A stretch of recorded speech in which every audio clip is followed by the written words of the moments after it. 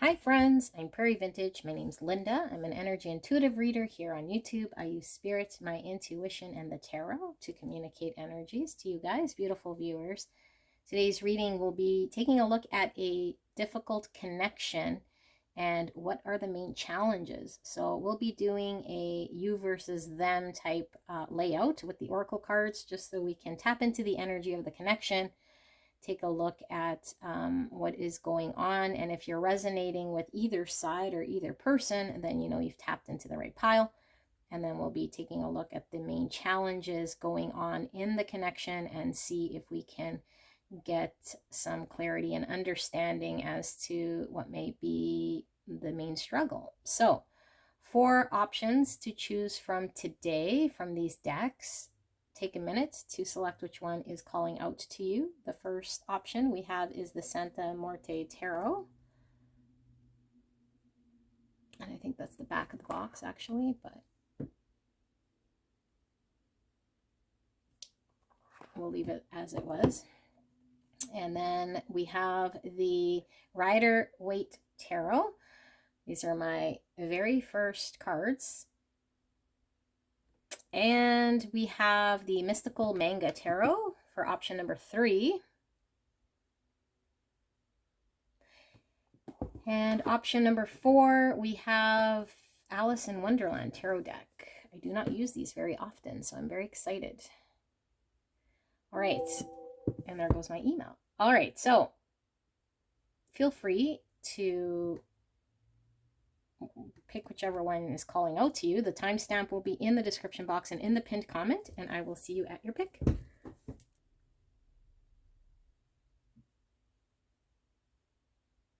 Hello, my beautiful. Option number 1, you picked the Santa Muerte Tarot deck. And we will be taking a look at you and your person and the energy overall in the connection, just to get an energy check. And then we'll be taking a look at the main challenges going on in this difficult connection. Okay, so if you're not resonating with either side, either person here, then this is most likely not your pile, because one side is going to sound like you and the other side is going to sound like your person, and the synergy is going to be something that's resonating between these two people. And like I said, if it doesn't resonate, then you might want to go check out something else. All right, and then we'll take a deeper look at the connection with the tarot and see what sort of challenges you guys are facing here with this person. So for this person on the left, which I'm intending to be your pile, but just crisscross it. And for the sake of simplicity, I might just call this side you and this side them. We'll see when I'm channeling. All rules go out the window. Okay, worth. So we have, you have been worthy to belong to love all along without any need to improve. In fact, you are love itself. Oh my tiddly-tie. That is quite the card. Look at all these beautiful butterflies. Butterflies are all about transformation, although we are seeing here that you are worthy to belong to love all along without any need to improve. All right, that's quite the powerful message. We have determination. Beautiful sun energy. We see the mountain. Mountains generally represent challenges and situations that seem almost impossible to overcome. We have the king, control. Reversal of fortune. Here we see the Ace of Swords, and it looks like it's deteriorating here. Okay, we have girl talk, time with friends, moving on, happy, single, living in the moment, having fun. Grieve. And we have the teacher with the number 15. 15 could also be the devil in the tarot. We have an owl and what looks like a serpent here, a jeweled serpent. The serpent or snake is all about healing and wisdom. The owl is also about wisdom. So the teacher, you would do well to read more and you would do well to read more and otherwise learn about those who have worked diligently to attain what you seek and succeed.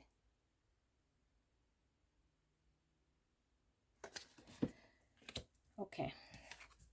We have Meerkat with get support from a trusted group of like-minded friends. And we have the Hawk, air energy. This is Gemini, Libra, Aquarius. Okay, so I will refer to this as you because I am feeling this is you, but only you know. And like I said, crisscross it if it's not. So let's look at this person. Love. Divine source is the idea that no person, place, or thing is your salvation, only love itself. Wow, both of you guys got red or pinkish sort of color, and these are all different colors. Red represents the root chakra. Here we see the lotus flower. And the lotus flower is a flower that's very resilient, growing through challenges, because the lotus flower grows through the mud and the muck, and it's still able to blossom. We have magic. This gives me intuition, always, because of the purple. And the witch, experimentation and rebellion. Wow, more magic, more mysticism. And very similar with the sort of imagery. We have the looks like half moons or quarter moons, and then we have what sort of looks like a full moon, and here we have the same sort of imagery with the sun in the middle. Masculine, feminine energy coming through. I dropped the card, give me a second. We have love call. Someone expresses love, a message of love, thinking of you and letting you know. Power. See all the snakes here as well. More healing, wisdom. We have number 40, the humorist. Look at that hat. It's looking like a torch or like a flashlight, but it's water coming out of this extended cup. Weird. Okay, the humorist. The refreshing joy, exhilaration, and skills learned from creative play and laughter are their own reward and can help you solve problems. Okay. We have Emu. This is a good time to go on a new adventure. And we have the cosmic egg with more snake energy, healing, protective wrapped around this egg. Eggs are all about rebirth. Okay. Cosmic. Beautiful. So how will you know that this is your pile? Well, I feel like your energy, which I'm going to refer to here as, I'll call you, whatever. I'm just going to call this the hawk person, and I'll call this person the cosmic egg to keep things simple instead of saying you, because it might not be you. So the hawk person, I feel, is quite elevated. I feel like the hawk person has a very good understanding of the situation and dynamic between both these people and this connection. And I feel like the hawk person has been very focused and very involved energetically in trying to do the best thing for this connection. But I think the hawk person has been disappointed, maybe repetitively, in this connection. And the hawk person feels as though the emu person is, oh, sorry, see how it changes? The cosmic egg person, call him the cosmic egg, feel more like an emu, but whatever. This person, the cosmic egg person, is a little unpredictable, a little bit of a control freak, a little bit of not very easy to read. I feel like the cosmic egg person is a little bit not quite sure, doesn't know what they want, a little defensive, going through some stuff, but also very kind of trying to be in control of where this connection is going, or at least their own sort of engagement is pretty restricted. So they're not allowing flow in this connection as much.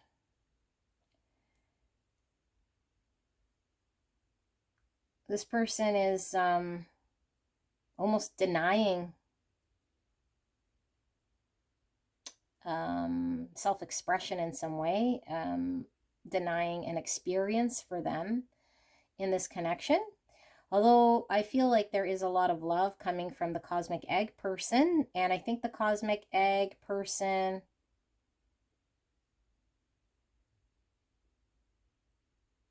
may have expressed their love to the hawk person at some point. At least there's an understanding of love between the two. But there's definitely something deep going on here with the cosmic egg person internally that doesn't allow them to release something or let things kind of flow in this connection and trust their spirit to guide them.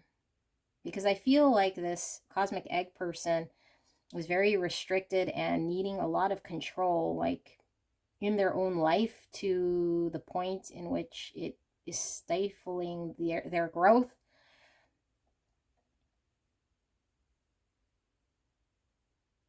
I am feeling sort of coming through the lessons between the two, and I feel like the lesson for the cosmic egg person is to allow the universe to do what it does without trying to control or be so held back that they're not just going with the flow. Allow themselves to heal through process and trust themselves, trust their intuition, trust where they're being guided, trust their feelings. They might be a little detached from how to connect to feelings. I feel like this person, the cosmic egg person, might feel a little bit out of place here, and their whole sort of lesson here is to trust in connection, trust in themselves, trust in the divine. Also, there's something about needing to get balance with the masculine feminine energy. So they might be heavily in their masculine energy. I feel like this person might need to just lighten up a tad. And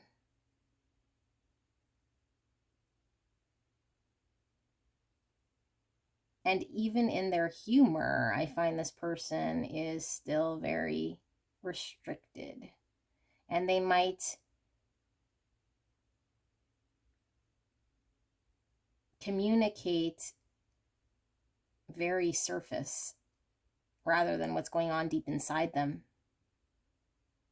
So it could be possible they could make jokes or talk about inconsequential stuff. I feel like there's a heavy intuition that this person is being called to work with, this cosmic egg. I feel like the cosmic egg person could love deeply and has not had the opportunity to explore this. And it could very well be because this person has experienced disappointment and hurts in past connections or just through childhood. So the lessons here, this person is being called to allow themselves to be kind of reborn, and they're also being called to release something here because I feel like they're hanging on to some sort of control. I also feel as though this cosmic egg person is, if there is a separation here, desiring, reaching out to the hawk person because there is a realization that there's something more here to be explored. And it's difficult for this cosmic egg person to sit in that energy that they would need someone else, or that they could explore someone else and have this sort of what they feel coming through as a dependency. Although I feel like their lesson is learning what is love, what is release, and what is a codependency, what is normal, aka what is allowing oneself to feel one's emotions without running or blocking or trying to control. So there's a huge lesson here in how to love and how to be self, how to trust intuition. Lots coming through with this energy. Back to the hawk, sorry to bounce back and forth. I feel like the hawk person might have been really, really focused on this cosmic egg person and might still be concerned with how the cosmic egg person is doing on a physical level here. But I feel like there's been a lot of sort of disappointments that I was feeling here, and I feel as though the hawk person has succumbed to some sort of truth in this connection that I feel like they have a lot more truth than maybe they realize about this connection and about themselves. For example, I feel like this person's done so much healing that they're unaware how much healing they have done. And I feel like this person might have been very much willing to compromise parts of themselves that they're no longer going to compromise because there's an understanding here, or they're coming into an understanding that they're absolutely perfect the way they are. I feel like this hawk person is getting more comfortable in their own skin. They're realizing that the sadness that they felt and the disappointment that they felt had nothing really to do with them or needing to change who they are or what they do or how they showed up. I feel like the hawk person has been working diligently on releasing themselves from being wrapped up with this cosmic egg person and the cosmic egg person's challenges and progressions, I guess, or how they're progressing within themselves, within this connection. I think there's been a lot of shattering of illusions for the hawk person from what they might have desired at some point with the cosmic egg person.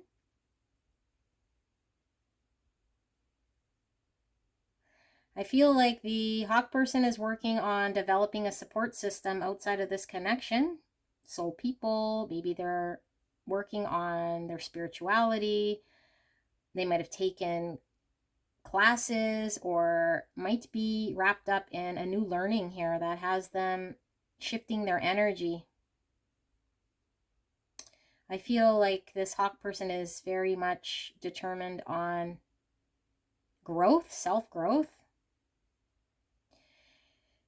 I feel like there's a lot of understanding and wisdom that the hawk person was able to take away from this connection that has given them a better perspective on connection, about themselves, about this connection specifically. They're releasing any sort of energy where they might have felt unworthy or like they did anything to create such pain in their life. There's an energy of great focus and happiness coming through here, empowerment coming through as well. It's almost like this person has taken the pain and maybe even what they felt was the letdowns or lies or illusions or whatever they experienced, the lows, and transmute this into a driving fuel of energy to get past what they still feel is an obstacle here. And I feel like the obstacle is something that they're embracing as something that may just remain as it is.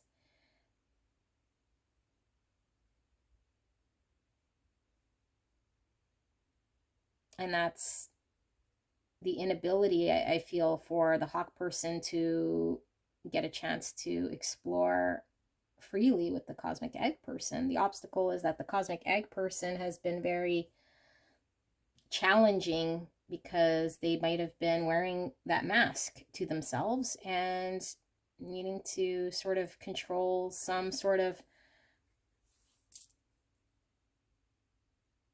energy here that they were actually causing more of a resistance and a divide. I feel like the cosmic egg person feels comfortable keeping space between them and others because it makes them feel in control. So there might be a fear of a vulnerability, being seen for who they are, being exposed, allowing themselves to explore.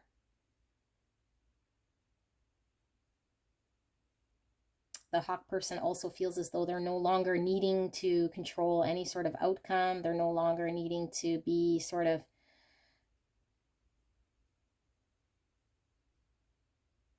control an outcome or be in charge of what's happening here, but more so taking a very focused approach on themselves, a very determined and focused approach on implementing whatever it is that they've learned about themselves and this connection now within themselves. So I feel like there's a lot of shift happening within this hawk person.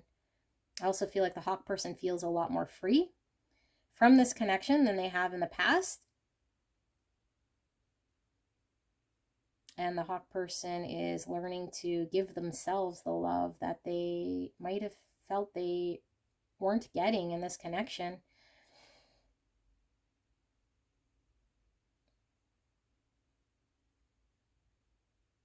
And I do feel like the hawk person is trying to move on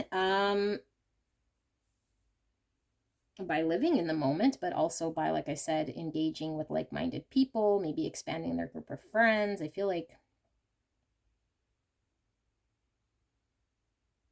they're just trying to release a lot of what might still be kind of lingering here within this connection.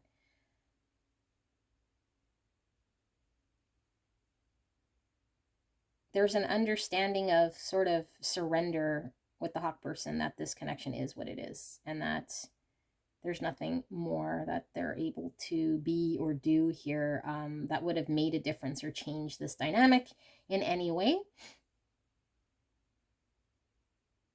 And they still recognize the cosmic egg as someone who is very maybe spiritual. So there might have been a spiritual sort of tie here, but more like mystical or special, or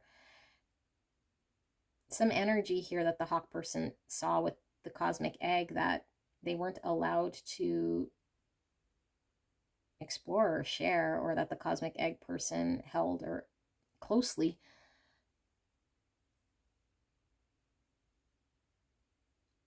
Their authentic self was never really expressed, explored,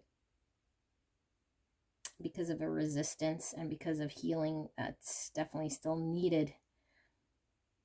And the cosmic egg person could at times get defensive with their energy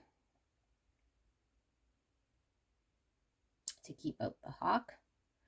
And the cosmic egg person might have perceived the hawk as a predator, to, energetically trying to change something about the cosmic egg person. Or once the cosmic egg person relaxed or was allowed to let this hawk person in, that the hawk person would consume this cosmic egg person in some way.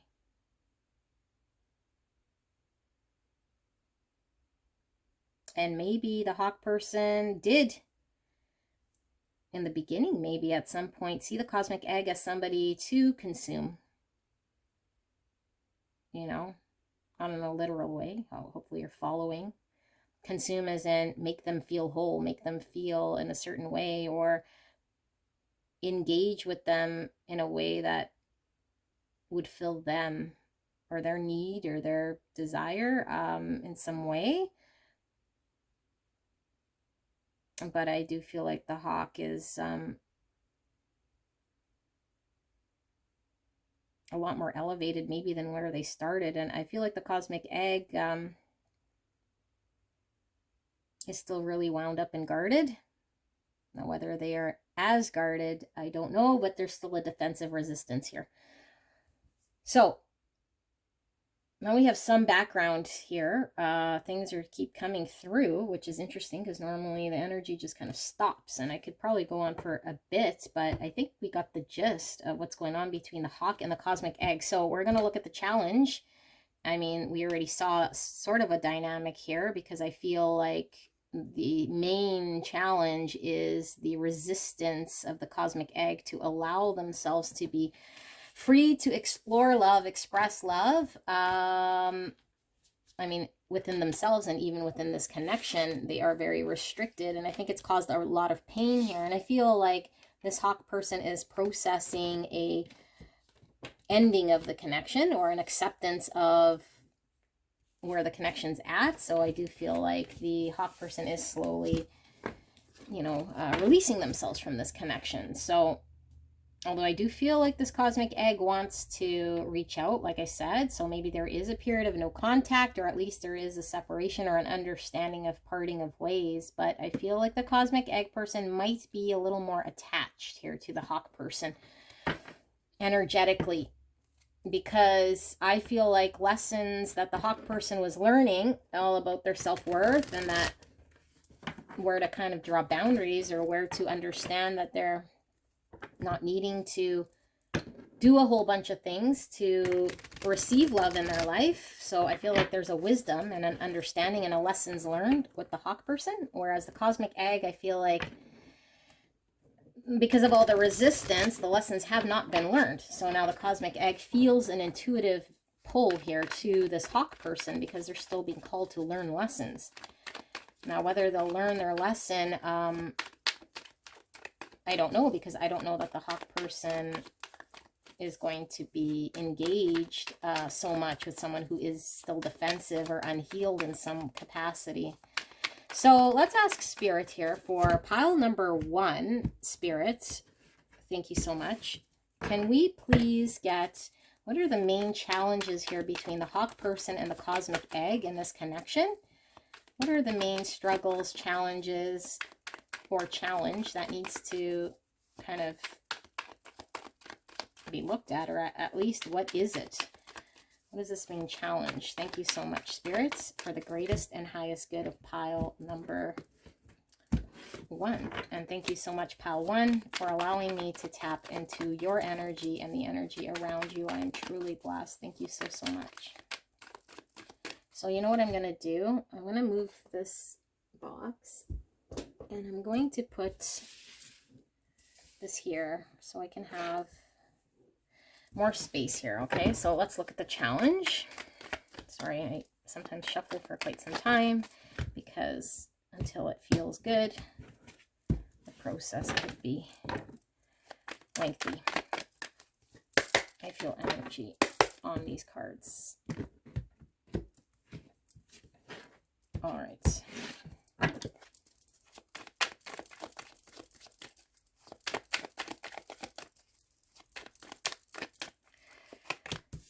We have the Empress. Definitely the hawk energy coming through. I do feel that is you, but again, crisscross it. So we have the Empress, Taurus energy, the Chariot, Cancer energy in reverse. We have the 4 of Swords in reverse. We have the 4 of Pentacles in reverse. We have the Devil in reverse, Capricorn energy. So lots of earth, and with Cancer, that is water. And we have the Page of Pentacles in reverse, and then we have the Knight of Swords. Okay, so I'm going to read it like you're the hawk person Empress, but you reverse it, okay? Because I don't want to be confusing for you, but it's just easier for me to read this way. So I feel like a cosmic egg person kind of was their worst enemy here, and I feel it's because they weren't really authentic and they couldn't communicate proper. And I feel like they weren't specifically just not communicating out of some malicious sort of way, but I feel like the cosmic egg person was their worst enemy. They couldn't find the authenticity within themselves to be able to communicate their truth. So the biggest challenge here is they weren't able to step forward, fight for this connection, standing or moving forward in authenticity. And I feel like they understand that the hawk person is a beautiful Empress. There's a lot of love here. The Empress, I feel, has learned her lesson, because the Empress is all the queens in one. So she has learned how to show love, receive love, put in boundaries, be wise, implement her lessons, how to attract things to her, not to chase things, and how to be grounded and rely on herself and make shit happen.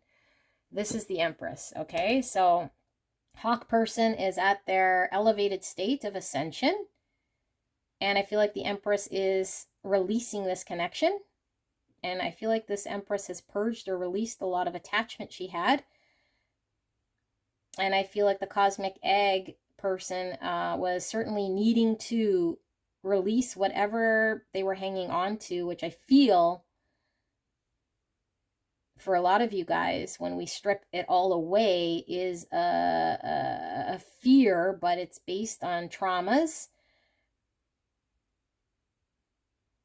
Because when you strip it all away and go in the subconscious, we're hanging on to something because if we let go, we fear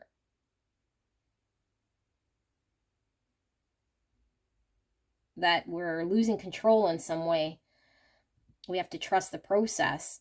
So Cosmic Egg hasn't trusted the process. Cosmic Egg person was still needing to release something that was toxic. And that could be that control. Because that is enough to represent this devil. Because if we have too much control, or needing to control an outcome, or needing to restrict how we love and how we show up in some way, and we're not just allowing things to be, we're now in devil. So this is both telling me something about needing to be released, as these are both release cards. And so things were stuck and things weren't moving. And so I feel like there wasn't success, there wasn't movement, there wasn't progress, there wasn't an ability to balance both sides of this equation. And I feel like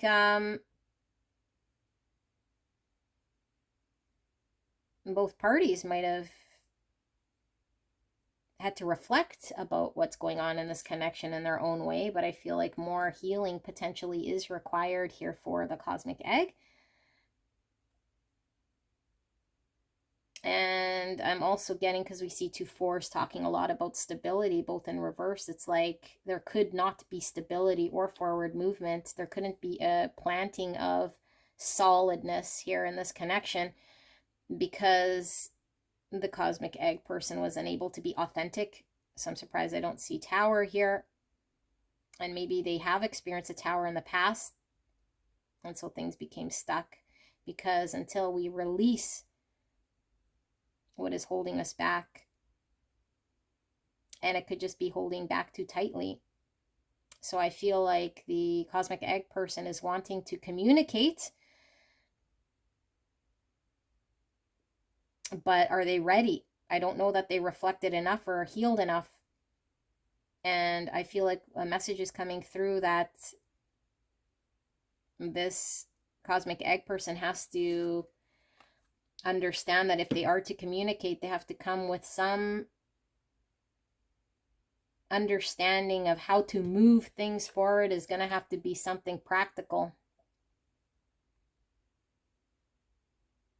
It cannot remain in the energetic realm of the ethers, meaning it's going to have to be a solid offer of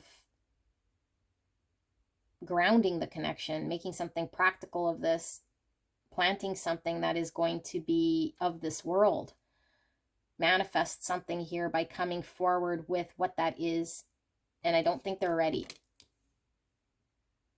Although they might come forward with communication, I don't think they're ready to come forward with how are they going to provide a leg of stability here, because I feel like in order for there to be balance, both parties needs to contribute to some sort of stability here and growth to build upon some solid ground. And I feel like Cosmic Egg is unable to provide any of that at this time, because they need further reflection about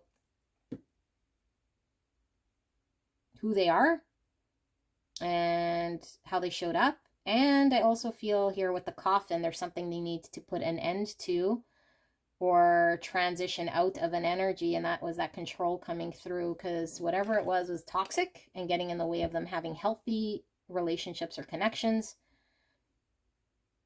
I'm getting two people playing guitar here. That comes through sometimes in my reading. So you and your person could very well be musicians or like to share music, have the same taste in music, have a lot of fun exploring music, or just fun together as a whole, having fun. But I feel like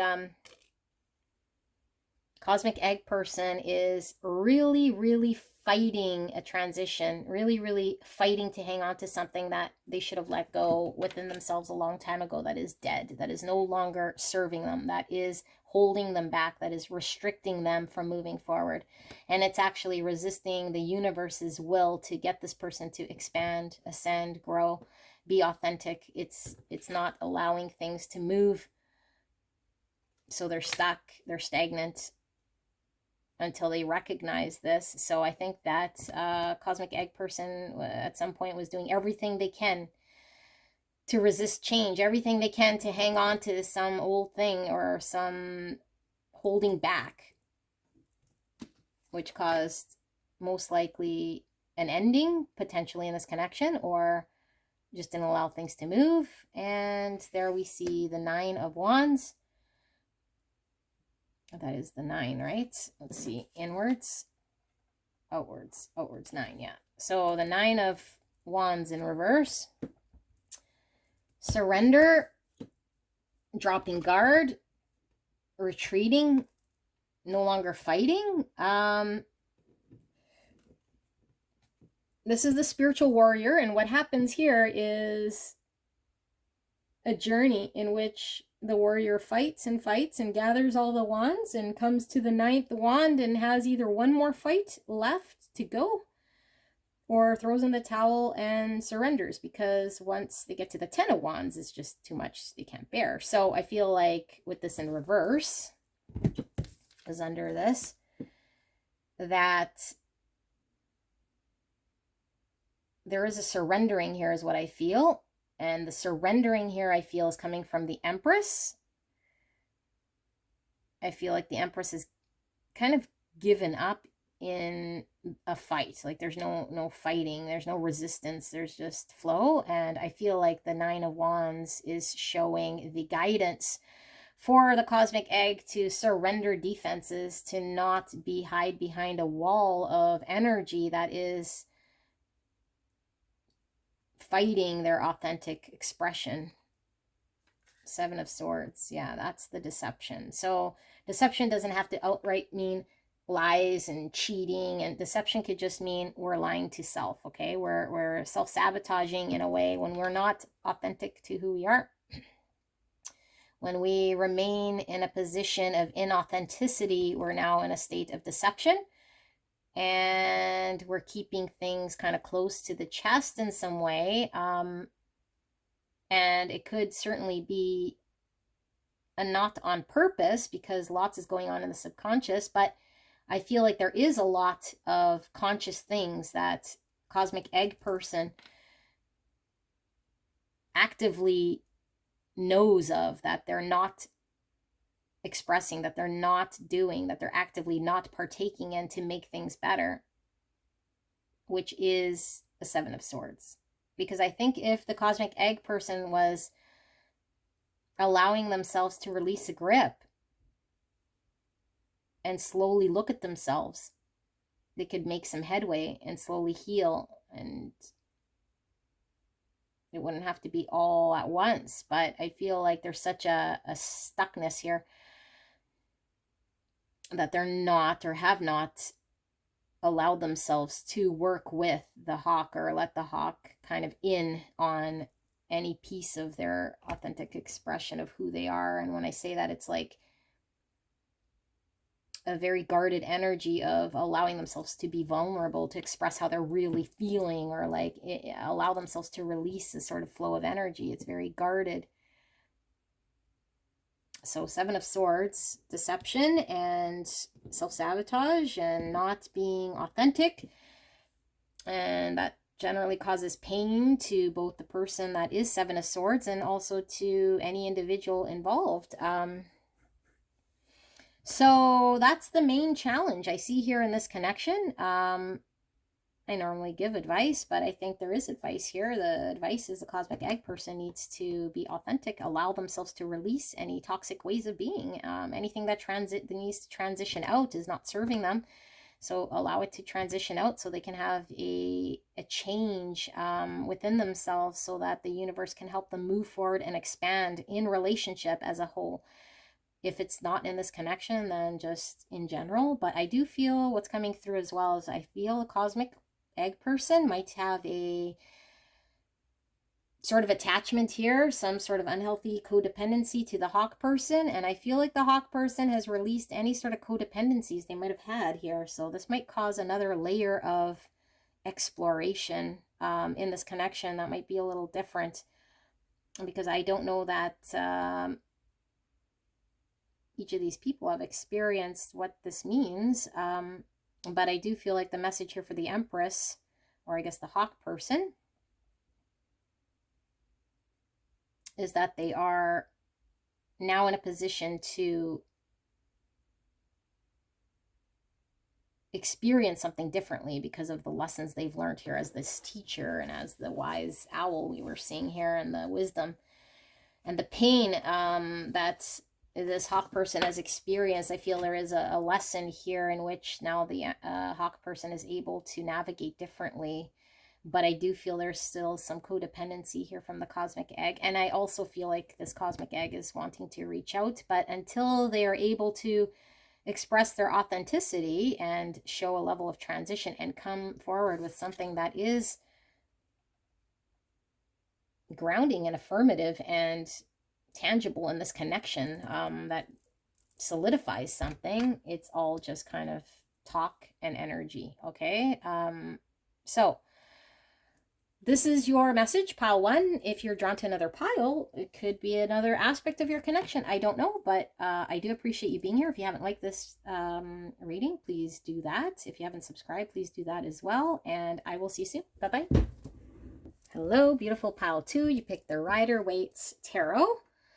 So before we get into the main challenges between you and this person and the big struggles going on here in this difficult connection, we are going to take a look at you and your person. Now, you could be on the left or you could be on the right. I do intend the left to be you because that's how I pulled it, but only you know, and you crisscross as you see fit. But if you don't resonate with either side, then chances are this is not your pile, because one of these is going to be you, one of the other side is going to be your person, okay?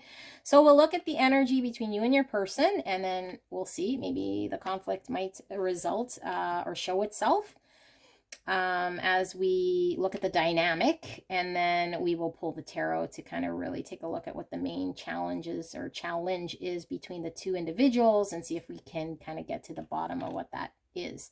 So let's start with this person here. So we have sacrifice. Sometimes surrender is painful. God's cutting away all that needs to go. Illusions, obsessions, addictions. It's a sacrifice to love. Wow, that's very powerful. We have faith. Look at that. We have the Musician, inspiration and gratitude. Beautiful. Little anchor there. And I don't know, that looks like the Moon. Feminine energy, subconscious energy. We have abundance, keep a positive mindset, manifest exactly what you want, gratitude and bliss. Gratitude coming out twice, that could certainly be significant. We have light, beautiful. All these stars and eyes. Eyes could represent the third eye, which is the intuition. We have purple here, which also represents intuition. Stars are Aquarius energy coming through. We have 51, or the number 6. The warrior. Did I call it warrior? Worrier. Try saying that 5 times real fast. The worrier with 51. All right. 6 is also the lovers, which is a choice. The worrier. Know that you have the power to defeat negative thinking. Learn to understand and cope with your greatest enemy, your own fear. Wow. Powerful. We have gorilla. Take the time to listen compassionately to those you love, especially your family members. Okay, and we have the shark. Okay. This is water energy, Cancer, Scorpio, Pisces. So let's look at the other person. I will call this person the shark person. I do feel it is your energy, but let's just say shark. We have freedom. I no longer want this fiery ring of resentment to block the good. Release me from its bonds. Wow. And we have rest. This gives me Four of Swords energy. We have the run away, secrets, running from problems. The cage has a door open. Talking about freedom. And this look like chrysanthemum flowers. I'm not sure. And we have heart with a key, welcoming love, meeting the one, opening your heart, getting together, and perfect. And we have forgive. And we have the protector, 28, or the number 10. So we have the sun, or no, yeah, sun and moon again. Weird, because both here it's like, well, it looks more moon than sun, but it's kind of hard to tell. It's a mixture of both masculine and feminine. Okay, the protector. Surround yourself with people who lift you, accept you as you are, believe in your vision and purpose, and bring out the best in you. Wow. Tiger, you're being called upon to provide leadership, so trust that you're capable of doing so. And the elk. Elk is earth energy, Virgo, Taurus, Capricorn. I do sometimes also get fire energy from all this orangey red, and because we have tiger here, so we might have Aries, Leo, Sagittarius. So I'm feeling earth and fire. And yeah, so energy. Wow, this coming through. So I feel like I do feel you're this energy here, but I'll let you guys decide. So the shark person right now is most likely really challenged and really feeling it, feeling this connection, feeling like they're out of control. This connection could be out of control. There's nothing they can do to make it better. They just kind of want things to get better. They want to do whatever it takes here to have peace, come together, be friends, be intimate, share each other. I think a sense of stability here is very important to this shark person. But I think what the shark person doesn't realize is that there's still a lot of growth that the shark person needs to do. And I think the shark person is really focused in on the elk person and what the elk person has not done and cannot do and did not do and where they're at. That I feel like it's a lot of external energy going towards this elk that is not helping this shark person to make it through the challenge and struggle of their own mind in this connection. So I feel like the shark person feels frustrated and then feels like they're not getting what they want, and then they feel like they could be losing the elk person, and then they feel like they might have to do something different, and then they might have to bend in so many different ways, and they're trying to really understand like what more do they need to do, what more do they need to know. They feel kind of helpless in some way in the situation, like they can't control anything, things are spiraling, things might be happening. So they start making stories. They might at some point have been obsessed with the elk person, what the elk person was doing, and then maybe because of past experiences or just their own egos in some way. Remember, egos could be multitude of things, doesn't necessarily always mean arrogance. Egos could be stemmed from traumas where we experience, if let's say somebody treats us poorly, we develop an ego in our subconscious that might make us feel like we don't know how to be because we get cheated on, or we start to make up stories about how things could have been different or whatever the case may be. I feel like shark person gets lost in their mind. Shark person could have been, like I said, really like obsessed with this connection. Elk person could have definitely been in the shark person's mind, and there could have been a very strong codependency, and the stronger it got, the more the shark person wanted to attain this elk person in some capacity in their life. And I feel like the shark person does think they want what's best here, and thinks they know what's best, which is come together and allow each other to express love and enjoy and create stability. But I think the message from spirit here is that if the shark person has gone through this intensity, they might now be in a stage of worry and suffering unnecessarily, because they might be losing hope or so frustrated that they're at the wit's end of not knowing what's going on. So spirit is saying, have faith, have gratitude for this lesson in which they have, which could be very confusing and painful at this time. So this shark person doesn't see the silver lining yet, and they do, and spirit saying they don't need to understand it just yet, and that their hopes and their wishes is coming, and that this beautiful light that shines is within them, but they're unable to tap into this at this time because of their external pouring of energies as the shark towards the elk. So they're very fixated on sort of a 3D sort of story of attainment or coming together that has them very restricted, and everything they're seeing with their eyes has got them worrying because it's not happening and it's not coming together. So spirit is saying this shark person is amidst learning how to manifest happiness for themselves, stability, how to deal with subconscious fears or just subconscious reactions that might be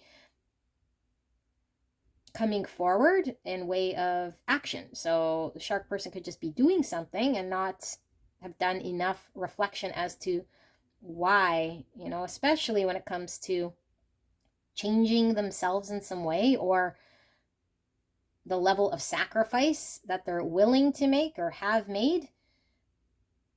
Because I feel like it's not really helping this shark person to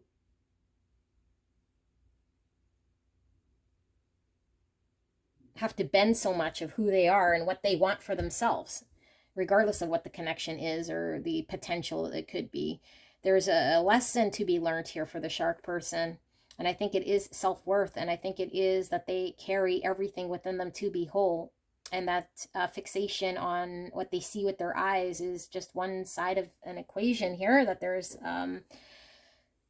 a lot going on inside of themselves that has yet to be revealed, and that's where the true magic happens, and that they are learning how to trust to flow with the divine, how to trust to flow with their intuition, how to trust to flow when things aren't right. That doesn't mean things are wrong. It's evolving. There might be a need to allow things to happen so that they can deal with things in the moment. I feel there is a possessiveness about this person towards this elk person, or at least the connection. And there's resistance in fighting what they're supposed to be learning about themselves in some way. Maybe they don't see it at this time, but it is going to be a lesson here. And the shark person might feel like they're not doing something right, which is also an illusion. And they're in their head. So I'm going to skip here to the elk person, see what comes through. So I feel like this elk person is afraid of this connection because of the intensity. Because if you look at it, like, look at the shark is pretty intense, right? So even if the shark person thinks they're not physically chasing energetically, this shark person has intense energy. The elk person does feel like the shark person certainly did something to them. It made them feel in a way that maybe they've never felt before, and it is absolutely terrifying. And they could see that the shark person could potentially be the one for them. And even if they wanted to get together or learn this, they don't know how. And they don't know how because they still haven't found a way to tap into their heart space. So all they can do is run away from the connection, because it's still sitting kind of on a surface level here within them, because if they go deep, then they got to tap into a part of them that needs to be looked at. And in order to look at this, it takes a lot of courage and strength. So I feel like this heart chakra for this person is blocked. And I feel like the lessons that this elk person needs to learn is how to tap into their heart. I think the elk person is really, really concerned with freedom, but I think they have a misconception of what freedom is.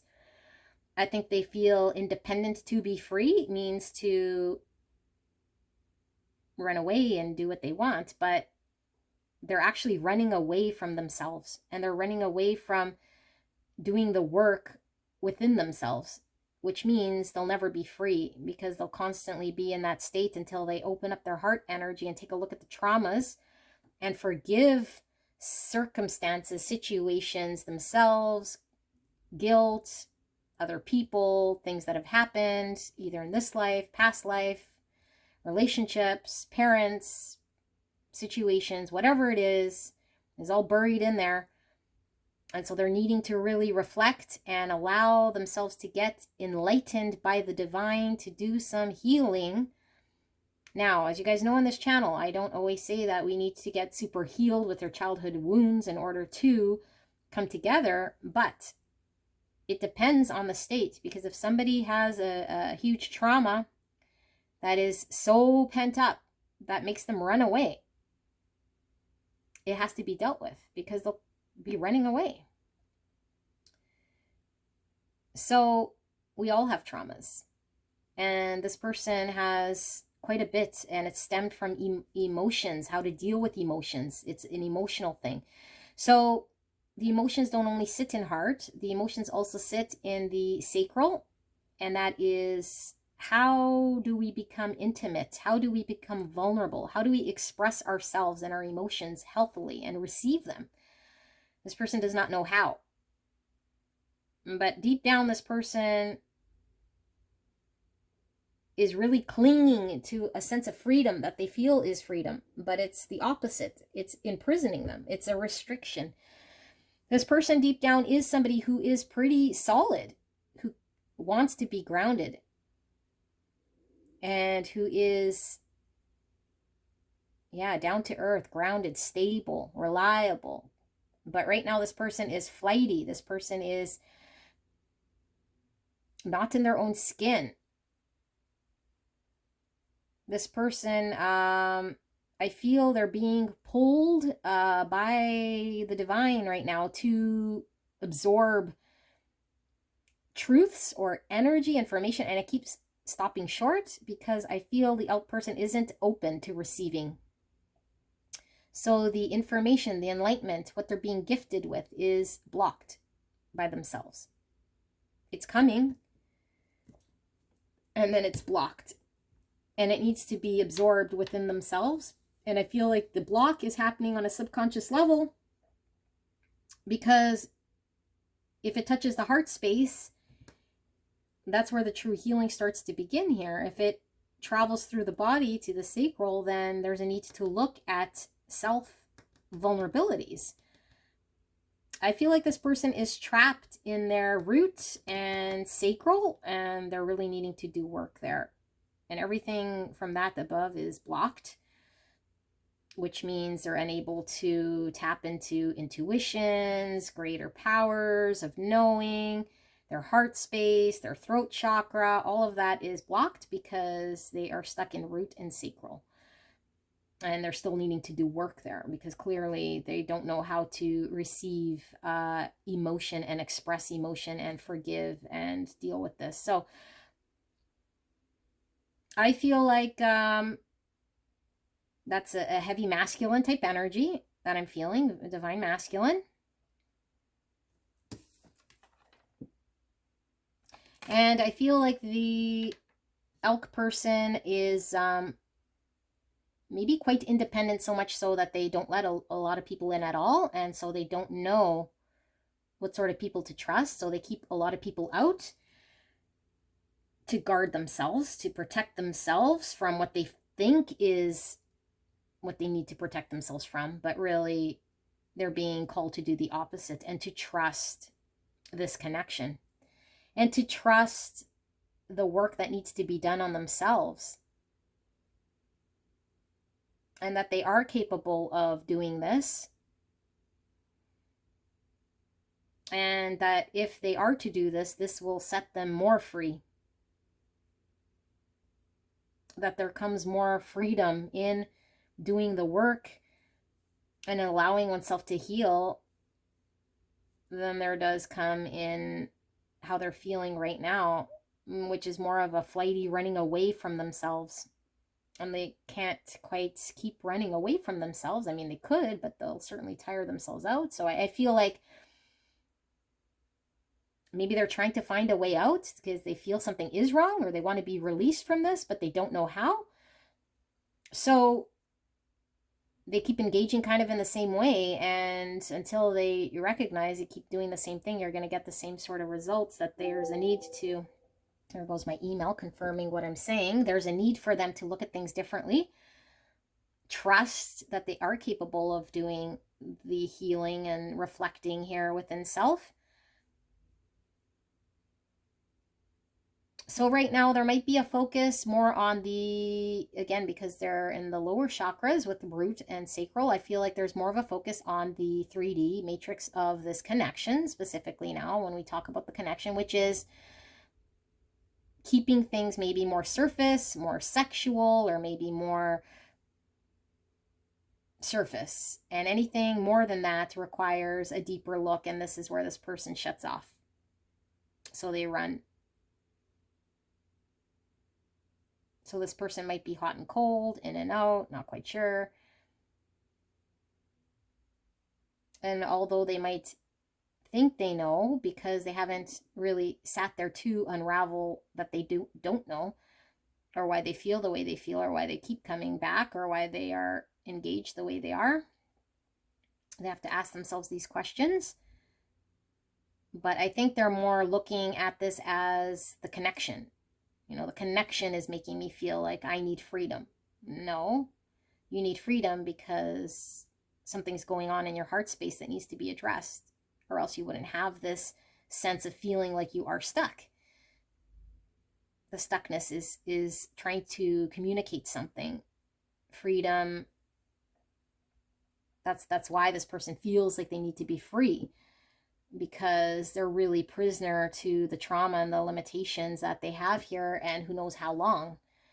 That the freedom they're seeking is freedom from having to forgive experiences, having to release guilt, having to allow themselves to free emotions. That's the freedom that they're seeking. Then they'll feel free. Then other people don't feel like they're trying to cling to them or rob them of their freedom or make them feel like they're not independent. That has nothing to do with other people around them. The freedom they seek is within them.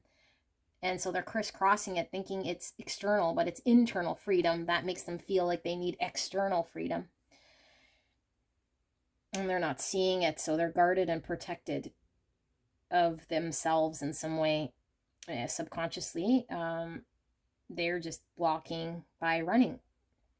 I mean, they're actively running, so that's conscious, but maybe it's subconscious as well, why they run, and they're not sure why they can't face this connection, especially if it does feel like the shark person is the one, or that they feel they want to get together, or like this is something that could have a lot of potential. Why is it they feel like they cannot then connect? Because their heart space is needing to be resolved, and traumas that they're holding within themselves when it comes to emotions and healthy self-expression with intimacy needs to be resolved.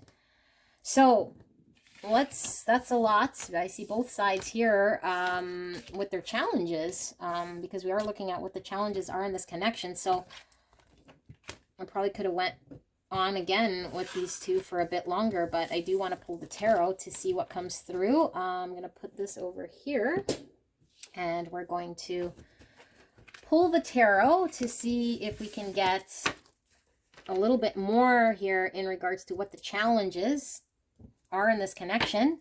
Challenges, the main challenges, so that you guys are aware, because I feel like both parties are challenged here. This sounds twin flame-ish, because both parties are, I mean, all relationships are lessons, really, even karmics, and I mean, every relationship's karmic, but, or has karmic lessons to be learned. But I feel like this one specifically is very, very, very intense, and both sides are equally intense. One's seeking freedom, thinking it's external, in a very intense energy that makes them really react, and the shark person is really obsessively in their own mind about what their idea is. They're really hung up on an idea of something that is not real, that they have to learn to get past this. And it's also very intense, almost like they feel like if they let go some, that they'll lose out in some way. So both parties learning to have to reflect. Let's take a look at the tarot. So Spirit, clear and concise message here for the greatest and highest good of pile number 2 in this connection. What are the main challenges in this challenging, difficult connection that pile 2 needs to be aware of for the greatest and highest good of pile 2? Thank you, Spirit. Please protect me and pile 2 as I channel this message. And thank you so much, pile 2, for allowing me to tap into your energy and the energy around you. I'm truly blessed. Thank you so, so much. All right, so we have the 8 of Swords, Justice in reverse, and the 7 of Swords in reverse, the Page of Swords in reverse, the 4 of Wands. There's my twin flame validation for those of you guys who need confirmation with the 4 of Wands and the Strength card in reverse. And we have the Knight of Swords at the bottom of the deck, which is interesting because this came out for pile 1. And I do feel like pile 1 is a higher evolved connection from this one. So it could be a later future state. This could be early state. So if you're feeling this sounds familiar, but it's more passing, you might want to go check out 1. Only if you were called. So I see Libra and Leo energy coming out. And I feel like the shark energy right now is the Knight of Swords. And I feel like the shark energy may not realize that they're actually, the more that they're pushing and the more that they're in that energy of trying to do something, it's causing the opposite effect. Okay, so the more we're trying to push an outcome, the more we're trying to force something, the more we're trying to understand so much energetically, it is causing the opposite effect with the elk person, because then the elk person is going to want more freedom. The elk person is going to pull away more. The elk person is going to feel even more threatened in some way energetically. Okay, so I feel like there has been something here of conflict. And it could have very well been that the shark person called out the elk person, or just the elk person felt very threatened by the direct approach of this shark person. So a big challenge for the shark is getting out of their own mind and understanding that how they are is actually a big part of the restriction and limitation of how this connection can move forward, more so than they think. Because I think the shark person is putting a lot on the elk. If only they didn't want to roam around or think they need this freedom or this independence or be the runner, then things would be fine. But no, if only the shark person understood that they don't need to be in their mind and run or chase or do whatever, and understand the lessons here of surrender and acceptance of self and have faith in trusting process, then they'd be freed of their mental prison. So both parties are in 8 of Swords, I feel. Okay, and Page of Swords in reverse here isn't always the best card, because it could be someone very immature and kind of going backhanded in some way. You know, like not being honest, snooping, gossiping, kind of more 3D stuff, Matrix stuff. But I feel like this is a need for both parties, because they're at the, I feel, beginning stages of this journey of sorts, to start asking themselves questions about why they themselves are Eight of Swords. Because I think they're too focused on each other and what the other person's doing and why that is, and that's what's causing the effect. But it's like, no, what's causing the effect is something within self that needs to be addressed. And they got to start asking those questions. So start saying, you know, why did I do this? Or why am I doing this? Or, yeah, like just really looking at one's actions. Or why did I think that? You know, and what are my intentions? So when I say this to this person, what do I intend? Do I want to gain something from this? Or is this really how I'm feeling? Because I feel like there's a journey here to be had of how do we unconditionally love another from a place of not expecting anything, but also how do we love self? And when we react to things, where's that stemming from? Is that a healthy place? Is this something that I've always done? Is this something that needs to change within me? Is this a perspective that I just feel is right just because? But why do I feel this way? Why is it so intense? Is there something more going on? Because unless we do this, even if it is right, even if the shark person's right or this elk person's right, unless we do this, we can't really uncover the real truth of what's going on within us. So when we uncover it, then we can confirm, yes, what I was doing was right, or what I was doing was not right, or what I was doing was subconscious. It was just me doing what I always do and not being aware. And now I'm consciously aware of how I act and how I engage with this person. So now I slowly start to free myself from a limitation, because I feel like this limitation is limiting this connection from coming together. So a big sense of imbalance here, okay? Things that need to come together or not. Both parties are kind of, like I said, not in their authentic self-aligned truth. So there cannot be balance in this connection until there is, or cannot be union until there is. But I do feel as though both parties are wanting to come together. And that's where both parties feel this. So they both want to, but they cannot.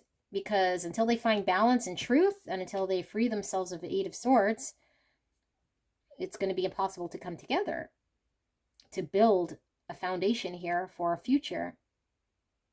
This is the marriage card, union, building stability for future.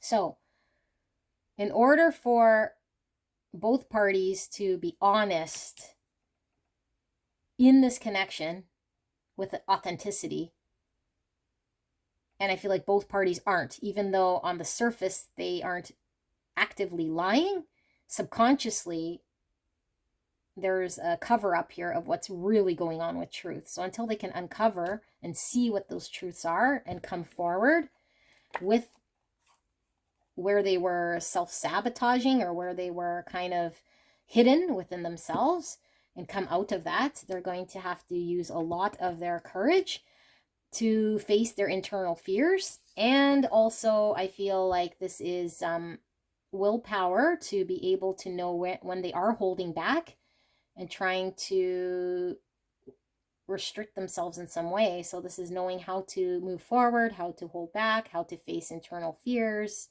use their own willpower, and be guided here by spirit to move forward gracefully. But I also feel this is ego death. So this is like the thief who steals all the swords sneakily in the night, the deceptive card, self-sabotage. And then it in reverse is like the thief has to come back with this tail between his legs and be honest, which is a very uncomfortable feeling and requires us to embrace this, right? Like, have you ever felt when you had to say sorry about something and you knew you were wrong, but it was so challenging because the ego gets in the way and it feels difficult for us to apologize or to say I did something wrong, or I was inappropriate, or I did something here that I know might have not have been for the best interest of myself or someone else involved. And clearly if I'm not in my best interest for me, then I can't be in the best interest for you. So it's like when we look at what we did as ourselves, okay, so this is taking accountability and ownership, and that requires dropping ego, and that's very uncomfortable. But until we can do this, then we remain in an immature energy, because kids sometimes don't know how to apologize, right? Or immature people. I mean, it doesn't even have to be kids. People could be in their 50, 60 still not know how to apologize because they stay stuck in an immature energy. So it's like dropping the ego enough to say, where have I been sneaky, you know? And maybe I tell myself I'm not sneaky because it's like the shark person could say, well, I just want a healthy relationship. I just want the elk person to give and take with me. That's not sneaky. Well, why do you want this? Is it to fulfill something within yourself? That is sneaky because now you're trying to gain something here in some way that you're not aware of. Your intention beneath that is more self-driven than you care to admit.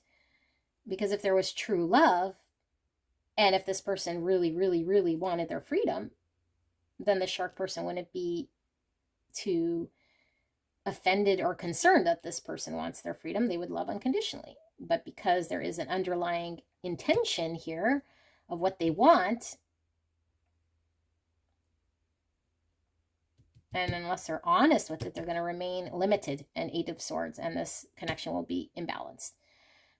And now that doesn't mean the shark person has to agree to share this person if they think they want monogamy or if they just want to have that type of a connection, but they've done the work, then they've realized that they don't need to be so focused and fixated on this person, and they go find that, and it's no pain. There's no resistance, there's no pain, it's an easy, this person isn't my type, and I move on. But why am I hung up on somebody here who doesn't have what it is that I'm needing? Why do you need it?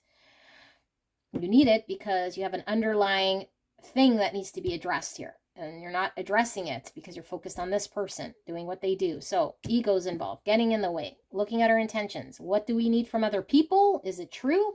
Or is that something we could find within ourselves?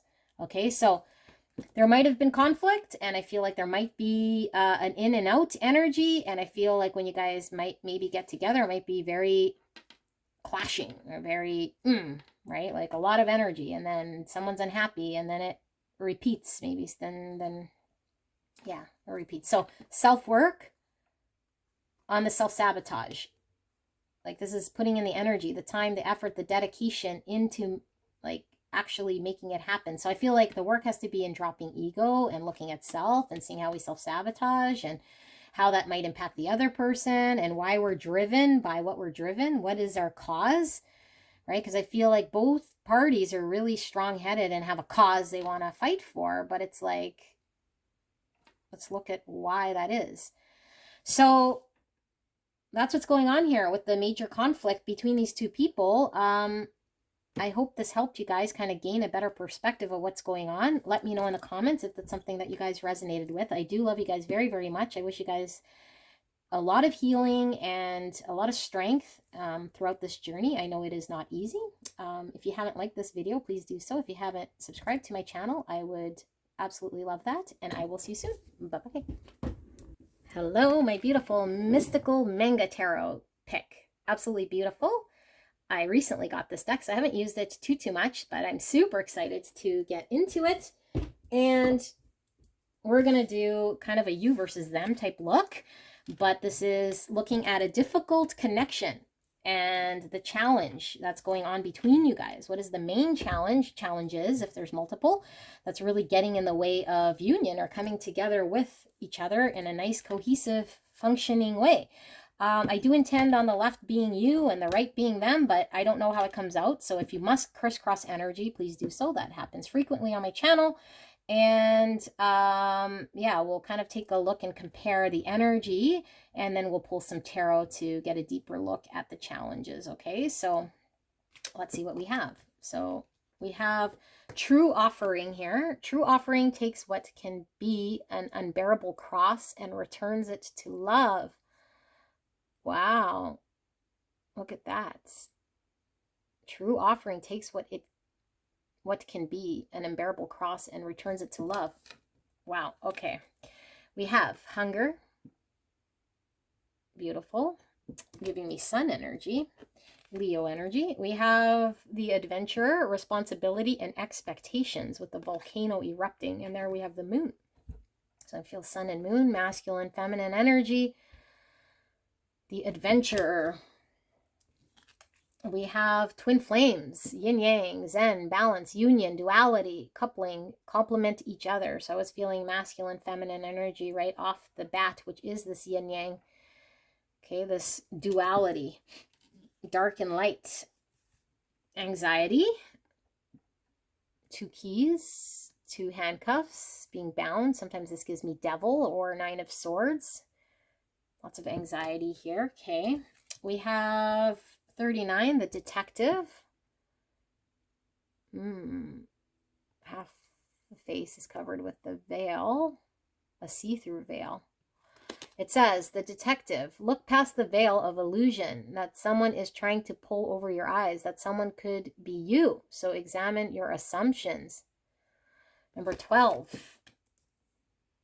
12 is the hangman. A need for a greater perspective, seeing things differently. Okay. Platypus. Stop complaining and focus your attention on the blessings in your life. Platypuses are quite dangerous. I didn't know that because they're really, really cute, but they could be quite poisonous. And we have crow. Air energy, Gemini, Libra, Aquarius. Crows are all about communicating with other worlds. Yeah, otherworldly type creatures here with communication. Okay, so I'm gonna flip this person. We'll call this person the crow person, which I feel could be you, but just use your own intuition. So this person we have right now, stay in the present and don't get too far ahead of the flow. You'll soon trust that nothing more will come than can be handled each moment. We have creativity.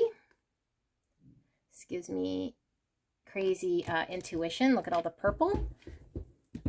That is third eye and crown chakra energy. So we have the champion, achievement and downfall. We see the sword of truth crumbling, disintegrating here. And we also see the eye, which looks like the intuition eye, which we were getting heavy intuition here. The champion, achievement and downfall. Okay, we have Cupid's arrow. Have faith, love is coming, surprise, invitation or meeting, and hesitation. Sagittarius energy coming through with that one. We have change, bunch of arrows spiraling. Direction, I just heard direction. Okay, we have 31 with the balancer. Look at yin and yang coming out here as well. And then we have 2 butterflies, all about transformation and freedom. Balance, dark and light. We have a light bulb. This is giving me Aquarius energy and also more Sagittarius. The balancer, number 31 or the number 4. Soar beyond all limiting concepts and embrace your spiritual self in the place beyond female and male where we all truly are one energy. We have honeybee. Let compassion and forgiveness be your top priority in this situation. And we have cobra. All right, cobra. So, I'm not sure which side you are, because both these sides are mirroring each other and it's difficult for me to separate energies right here, right now. But I'm going to do my very best. So, crow person, cobra person. My stomach's gurgling. If you hear that, that's me. The crow person here is learning a big lesson here that I think is a big one for them. And it causes a lot of stress for this person. And I think that they get in their own way. And it could be their mind and they start to see things and tell themselves certain things. And I do feel like both people are mirroring in a way of balancing their masculine feminine, which means to me that they're both ascending to become very balanced individuals within themselves, by doing healing and by looking at themselves, by trying to remain balanced and objective. Both parties, I feel, are spiritually transforming in some way. I do feel with the card of the twin flames here, there could be definitely a twin flame connection if you resonate with that, because I feel so far out of the 3 piles, this one feels very enmeshed energetically. Okay, that doesn't mean the others were not, but I feel is very enmeshed, and I feel a very heavy mirroring going on. And I feel the energies and the mirroring. I feel these two are quite closer than they might think they are.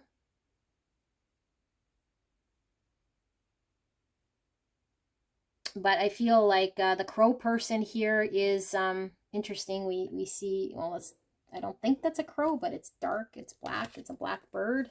It's like releasing.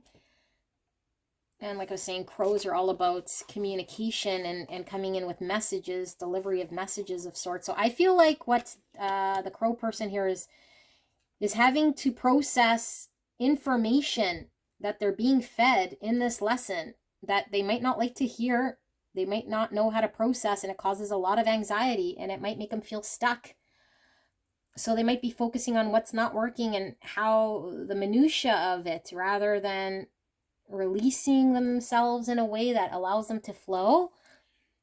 Because if they have an idea of what to expect and anything kind of gets in the way, it kind of makes them feel panicky in some way or gives them heavy anxiety.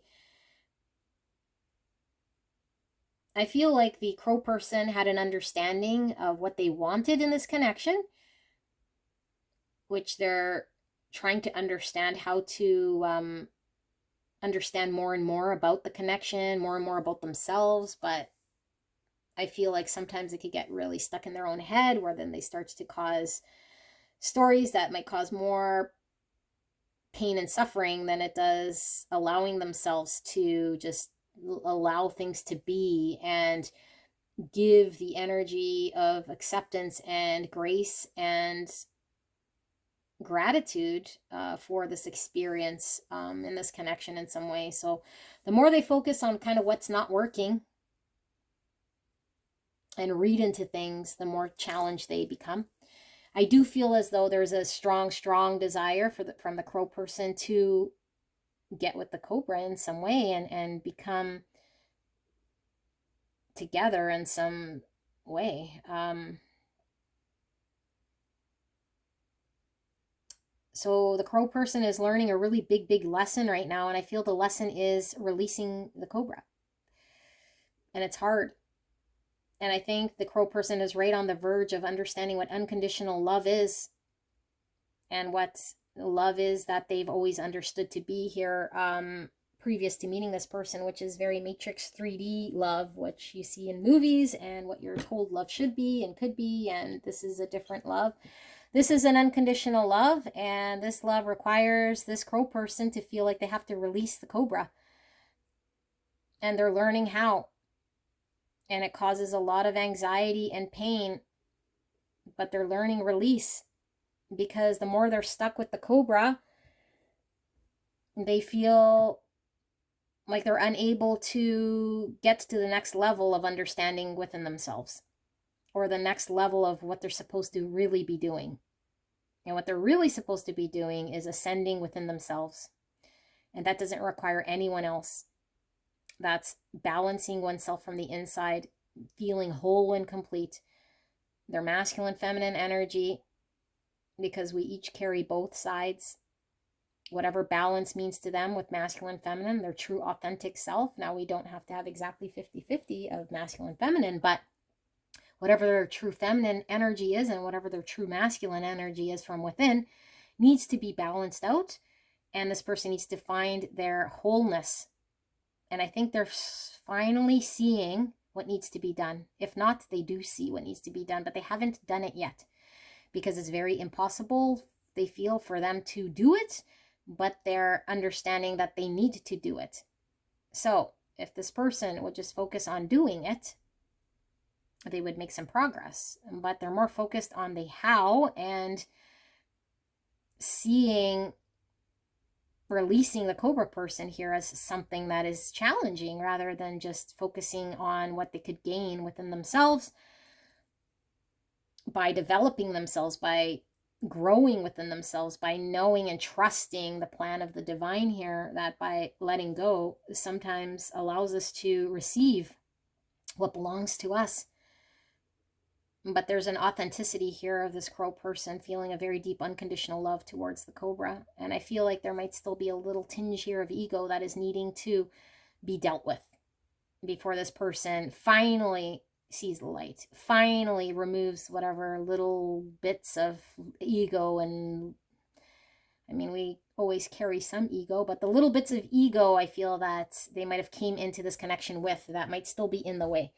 Remnants of things that are still getting in the way. But I feel like it's coming, and I feel like this person has been long overdue for allowing themselves to break into the authentic being of who they are. And I feel like this is going to come with quite an explosive type energy, and it's going to free them from all sorts of misery, all sorts of confusion, all sorts of restrictions and anxieties. And I feel like not only them, but I feel it's going to release whatever challenges was going on in this connection that will then allow things to flow. But I don't feel this person thinks that that's the case right now. And what they're seeing here is what their mind is trying to tell them, that if they were to let go and move on, that then it's over between them and this cobra, or that, and there goes my email confirming that. So I feel like the biggest message here, the main issue here, what I'm feeling, there's a lot of things, but the main thing coming through is the crow person is really working on how to release the cobra person now that they have some unconditional love, and recognize that it's the best thing for them to do at this point. And their mind doesn't understand it. So they're having to embrace this. Now let's look at the cobra person. I feel like the cobra person here, like I said, there's a lot of mirrored energy, because the cobra person is, I think, maybe been a certain way throughout their life, and they could be very reactionary. But I feel like this cobra person, there's a different side that comes out of them because of knowing this crow person. It's changed them and how they think in some way that I don't think they were expecting. And it's easy to fall back in old ways. But I think they're becoming more and more consciously present of how they kind of should be more in line with their authentic being, their intuition, and trust in the current moment on how to be. Because I think this person might have carried some sort of coat or something that kind of protected them, but it might have been very reactionary. And they might have been this way with other connections, just kind of, I don't know, like in a certain energy that might have not really reflected who they were on the inside. So I feel like this person has gone through some sort of shattering of self, the ego self,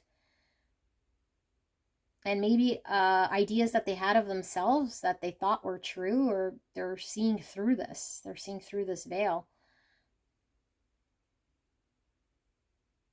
And I think that this person might have initially seen this connection as something different, maybe more surface. They weren't seeing the truth of this connection so much. They might have been very surface or guarded or acting in the way they always do with other connections and other people, only to realize that this was not the same type of connection, and only to finally listen to a part of them, their high priestess side, that was telling them there's something more to this connection,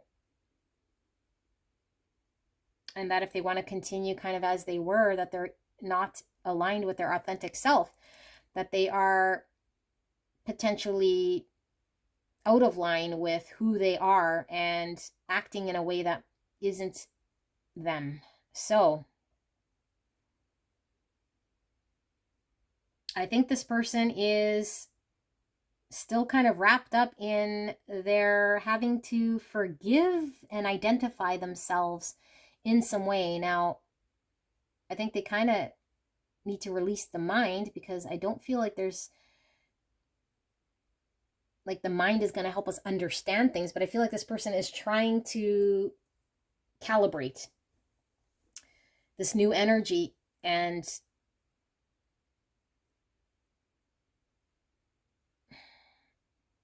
what's that word? When you you know, when you, sorry, this is coming to me, so I gotta say it. You know, when you put hardwood in your floor and you have to bring the wood inside the environment and let it sort of get in the environment so that it could become, what's the word? Acclimatized. No, that doesn't sound right. Anyway, this person needs to get familiar. That's not the word I was looking for, but familiar with the new self of them. And it's kind of awkward because imagine if you've lived, you know, 20, 30, 40, 50 years in some energy, and then you finally get a glimpse of your authentic being, a glimpse of it, or you see it within someone else. Acclimatized? I don't know, I keep saying the same thing. Anyway, sorry. So this person now, all those feelings come up. Was I always lying? Was I fake? Was I not who I was? Why was I being this way? So I feel this person is doing a lot of self-reflection. And look, oh my goodness, I didn't even notice. Look at these two light bulbs. Light bulbs, enlightened. And I'm getting hangman from the light bulb, which gives me a 180 perspective. Seeing things completely in a different way. Getting information and then not doing the same old with it. Doing something different because now we're conscious. So now we're like, hey, maybe seeing it from this other angle makes sense. So this person has, I feel like they're becoming enlightened and aware of how they were inauthentic and how there might have been challenges in this connection, or just in their life in general, but in this connection that caused struggles and challenge because there was an untruth, an inauthentic way of them being, which wasn't aligned with their intuition and what they know now is them, or at least they got a taste of what this is. So I feel like this person could have been doing cycles within this connection. Cycles being one way and then whatever. Yeah, kind of like this cobra, in and out. Showing up. And then maybe being even toxic in some way or poisonous or hurtful. Wearing whatever coats they were wearing, but I feel like they might have been in and out and in and out and learning all this. But I feel like all of these cycles. Oh, now I'm feeling intense energy in my back, kind of like Kundalini. I'm feeling the rising of the serpents. So I feel there's an awakening happening here, and it could very well be that the crow person has had a slow awakening of sorts, but I feel like there's about to burst some sort of truth here that's going to throw this person into freedom, which I feel is kind of what they need. And the freedom is once they allow themselves to release fully, they're free. And where this person, I feel like they're finally getting glimpses of who they are. They're finally seeing things differently. And when they do, they can find a balance of their dark and light, which is their shadow self, right? Their shadow self is their ego. Their shadow self could be this cobra, which was being worn on the surface. Subconsciously, they were just this cobra, not knowing why they were this cobra. And now there's a need for them to acclimatize. It's not a word. Don't make it a word, Linda. I don't know. They're getting used to their own energy that's coming in here that they're not familiar with, because when they recognize this, they have a lot of questions. It's like now they gotta look at how they behaved in this connection, you know. And when we look at it from a place of non-ego, it hits us differently, because we might have showed up in painful ways to another. So how do we rectify that or reconcile that in our own self? How do we reconcile when we were being cold? How do we reconcile when we were pushing someone away, maybe that we loved? And I do feel there is love here, and maybe there wasn't an intentional pushing away, but there's a recognition here of something this person is now seeing differently, and they are transforming and shifting out of old energies of subconscious behaviors into more awareness. And they might just all of a sudden be recognizing that they were a big part, or had a big part in the downfall of these two not coming together. And they also have a big part in whether things will work out. That they have such a big part, and their big part is really driven by whether they want to act in shadow or act in light. And I think they're recognizing that when they act in shadow, things aren't working out. And that's when their subconscious comes out and they just kind of react. But when they're aware of their shadows, then they can act in the light, and then things could get better.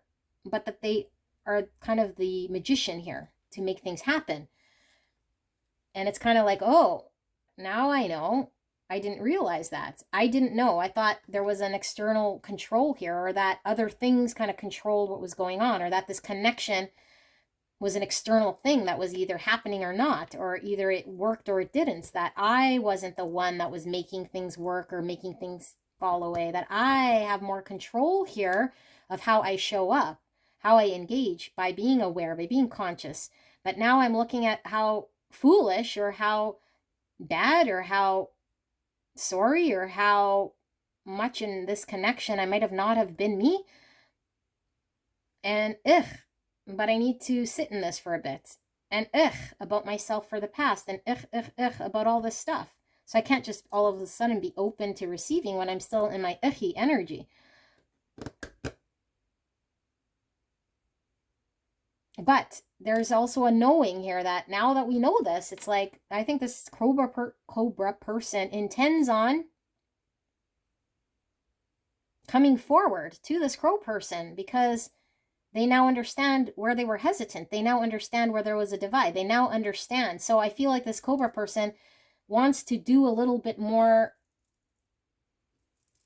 sitting in that energy so that they can grasp it with the human mind and being of self, so that they are in an energy of then being able to come forward different, and then embracing the here and now, and letting go of anything that make them feel guilty, or might make them feel like they did something here. Because unless they're prepared to deal with this situation, they can't be in guilt and regrets. They have to drop egos and see things. So sometimes, whether we have an ego or not, and we've done something and it becomes in our awareness, we have to process it. We have to purge it. We have to say, this is who I was at some point, and it's best we let go of it. But we still need to go through that process, if that means crying or mentally sitting in it for a bit. But there's a release that needs to happen, and I feel this person is releasing toxic things of how they were in this connection, and also about themselves, that I feel they're shifting away from. That's providing them with a sense of freedom and allowing themselves to evolve as a different person here, so that they can show up, so that they're not hesitant. Because I feel like this person was a big part of, both people were a big part of why things weren't coming together. But I think they're recognizing their hand in it, and how many cycles they might have had to do here. But I feel like they're finally getting a sense of direction of where they want to go and within this connection. Okay, so that's a lot. I don't remember a lot of what I said, but we're going to pull the tarot, and hopefully this kind of sheds some light around the challenges in this connection. So I do feel like both parties are slightly challenged here.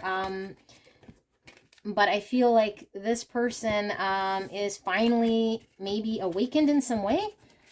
And maybe they've been asleep or in their subconscious for quite some time, where I feel this person is at some sort of final stretch of some sort of lesson here, where there's this final thing, and I think it's building this momentum of releasing the Cobra person, or at least some sort of attachment here, or an idea of something with that unconditional love, where it's like, okay, it's finally free, it's finally released, it's finally at the stage of where it needs to be. And I feel like this is why this Cobra person has had this shift, because this person is right at the final leg, or the final stretch here of the threshold, which is going to energetically shift things in this connection. And my God, did it shift things. This Cobra person is definitely shifted. Okay, won't be surprised if we see magicians and hangman and high priestess here. But we're going to ask Spirit for a clear and concise message here for beautiful pile number 3 in regards to this very challenging connection. And what are the main challenges in this connection, in this difficult connection? What are the main challenges or challenge that's getting in the way? What does pile number 3 need to know? Thank you so much, Spirit. I'm truly blessed. Please protect me and pile 3 as I channel this message. And thank you so much, pile 3, for allowing me to tap into your energy. I am so blessed, so grateful. Thank you so, so much. We have the Ace of Coins in reverse and the Fool in reverse.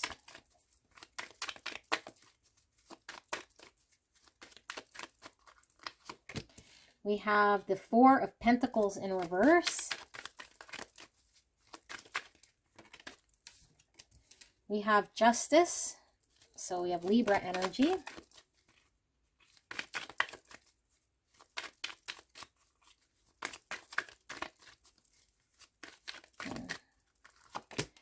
We have the Three of Cups in reverse. We have the Wheel of Fortune in reverse. Why is the Ace of Coins and the Fool here in reverse, Spirits? Why is this here? We have the Five of Cups.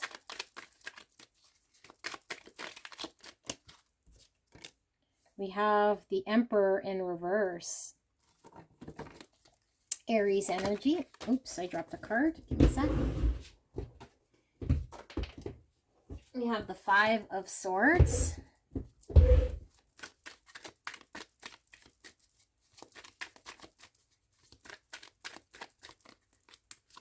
And we have the King of Coins, Earth energy, Virgo, Taurus, Capricorn.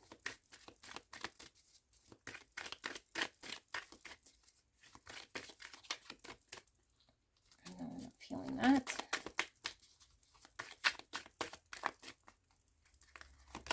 And we have the Seven of Cups, and at the bottom of the deck, we have the Nine of Wands.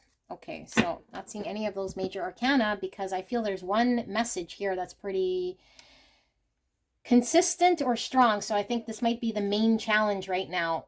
And it was one that I picked up in here, which is that feeling, that acclimatized, acclimatized. I don't know how to say it, and I'm going to Google it. This person is getting acquainted with their new energy, okay? And they have to process how they showed up. And that's all over this reading here. This person was defensive. Like I said, wearing the protective coat. The Nine of Wands is all that. Is that guarded energy, okay? But it's also somebody here who wasn't stepping forward and also wasn't just detaching and removing themselves. They were like in this energy of being protected, but they also weren't stepping forward. So it's kind of an energy of it wasn't allowing for movement and flow. So the main problem here is because there was no movement and flow, things couldn't be planted. Seeds for the future, abundance, a seed to have something great, fertile in this connection. Planting something grounded here did not happen because somebody didn't take a risk. And somebody didn't take a risk because they were too guarded. And not taking a risk made, and I feel it's this Cobra person, made them in an energy here that the Crow person saw as someone combative.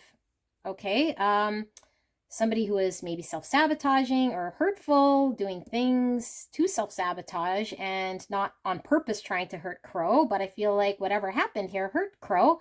So now the Cobra is sitting in their energy, seeing and looking at the situation with regret and remorse, saying, why did I do this? Why was I in this energy? Like, I don't understand. Like, I don't understand who I am or why I was being like this.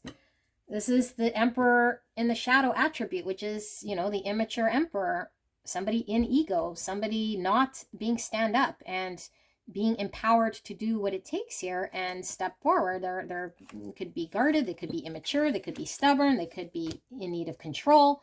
All the things that the Emperor is in reverse here. And so this person's looking at these things and like, you know, there's only so much they can take here, but I feel like there's been a separation here. Okay, and I'm only picking this up now. So Cobra person is like, how do I release?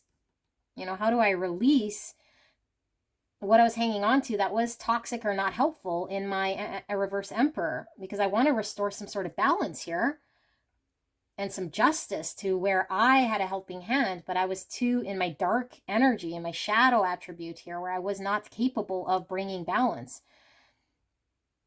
So I feel like this person isn't quite ready to reconcile just yet, but I feel like this person wants to. But I feel like this person is transitioning and is working on balancing themselves, because I feel like there's still an imbalance here. And I feel like there's still some thing that this person is still having to overcome. And I think what they're needing to overcome is now whether they do want to risk something here or plant a seed here for stability. Because I feel like if this person comes forward and reconciles in some way, they have to have an idea of what they want long term, or what sort of stability they want here. They're going to have to ground this connection and offer something worthwhile for the long term. And this person might not be there just yet, because I feel like this person has been in some sort of energy of late relationships, or not allowing things to get deep and solid. So, and that's the way their wheel has been spinning. And so the results of what they've been getting here has been based on their actions, based on them shutting people out, have been keeping people out. They haven't been able to ground themselves as a nice sort of solid king of coins. They've been more flighty and more not dependable for themselves or for others here. So I don't think that all of a sudden this person overnight is going to become this. So I feel like this person doesn't want to step forward with an offer of reconciliation until they start to feel like the timing is right, and the timing isn't right now. Because I feel like this person is still confused, because they're still kind of in this energy of sorting through this. But I think now they see it and they feel bad about it, and now they can recognize it. So they're working on releasing this part of them. So that's why there is this 7 of Cups. It's like they now need to know, well, what's the right thing then? Because this isn't right. Whatever I was doing wasn't right. But that doesn't automatically default to them knowing what's right. It's like, okay, so now that I could see the polar opposite, because when they were in this energy, they might have thought they were right, or they might have thought they were protecting themselves, or for whatever reason, they were in this energy, and now they're looking at it from the other perspective. And now they're saying, now what? Now what do I do? So the energy I'm really picking up is like, when we do something really kind of foolish or hurtful to someone else, and then we just feel really bad about it, then we're like, oh, now what though? Like, you can't just stroll in and say, I'm sorry. Like, almost like I'm sorry isn't enough. Then what's it going to take to make amends? And am I even worthy of it? If I'm worthy of it, then what am I supposed to do here? What is right? And am I even capable of doing what is right? Am I even capable of being right here and doing the right thing? Because I don't know that this person even knows that they could be a king of coins. And they don't know. They're trying to figure it out. So I feel like there's this energy here of this person feeling like this connection certainly has some sort of destined impact on them. But the way things are turning right now, this person feels it isn't for the greatest good for them, because they're now having to deal with the aftermath of what they've done in this connection, which they're not proud of. So I feel like this person is going to communicate at some point with the Page of Swords. But I feel like the first step here is, once this person gets out of their yucky energy of reflecting and seeing how they might have been in their shadow for however long and learned how to release shadow sides of them, when they get out of that, then they start to ask themselves questions such as, what is it that I am capable of? Do I want more of a long-term type stability for myself? Am I even capable of being this type of a person? Is that something I even want to be now that I know who I am, or now that I'm more familiar with my authentic self? What sort of questions do I have for my authentic self that I wasn't able to ask my unconscious self? That's going to give me more clarity so that I can move the wheel in my favor, be it in this connection or for myself, period. But I need to be naive in my learnings about this because I've never been in this sort of energy, in this conscious energy before that I'm sitting in. Because I do feel this person wants to find a way to find balance, to find justice, to come together in a balanced, healthy, give and take sort of way. And I don't feel it has been. And every time this person thinks of how they were not bringing balance and how this thing was unjust, they put it on themselves. They put it on themselves. So they're needing to forgive themselves in some way. So yeah, they're going to start asking themselves questions, but I think it's going to be a little bit of a process here, pile number 3. So I hope this resonated for you guys. It looks like both of you guys are working on things. I do love you guys very, very much. I wish both of you guys the very best. And if you haven't liked this video and you would like to do so, I would truly appreciate that. If you haven't subscribed, please do that as well. And I will see you soon. Bye-bye. Hello, my gorgeous pile number 4. You picked the Alice in Wonderland tarot deck. So we're going to take a look at you versus your person, but we're mostly looking at a difficult connection here with this person, and what are the main challenges or the main challenge that's getting in the way. So I do intend you being on the left and your person on the right, but as usual, crisscross as you see fit. If you're not resonating with either one of these being you, then this is not your pile. You can go check out another one, okay? And we'll pull the oracle, then we'll pull the tarot to take a deeper look as to what the main challenges are or challenge in this connection getting in the way. So we have letting go. Everything is indeed out of control and God will hold it all. I can safely let go. We have mystery. We have hunter, sure-footedness, and predestination. We have engagement ring, engagement, partnership, commitment, eternity, completion, and union. We have communication, all these snake hands and eyes, eyes being potentially the third eye, intuition, seeing things clearly. Number 3, the shadow. The shadow, making a friend and ally of your shadow side is necessary for becoming your authentic self, a key element of true success. Kiwi, do a walking meditation each day for the next week. And dragon, oh my goodness, dragon, very powerful. All right, so like I said, I will be reading this as you, but I'll be calling this just the dragon person because that might make more sense so I don't confuse you. For the other person here, we have the owl, air energy, Gemini, Libra, Aquarius might be significant. We have the weasel, be silent, pay attention, and simply observe with your eyes, ears, and physical feelings what is happening inside and all around you. We have the shaman, number 1. This says, the shaman, work on healing and empowering yourself if you want to be useful to others on their own journey from suffering to healing. Okay, and we have move on. And we have coffee cup, meeting and conversing, savoring the moment, feeling uplifted, and friendship. And we have the enchanter, deception and trickery. And we have energy. Beautiful. I love this card. And we have courage. Let me be open to courageously take the steps that are shown. Okay, I do definitely want to read this dragon because I feel it's very powerful here. And I do feel it's your side, but let's read this dragon quickly before we get into the main reading here. Okay, so dragon should be at the end.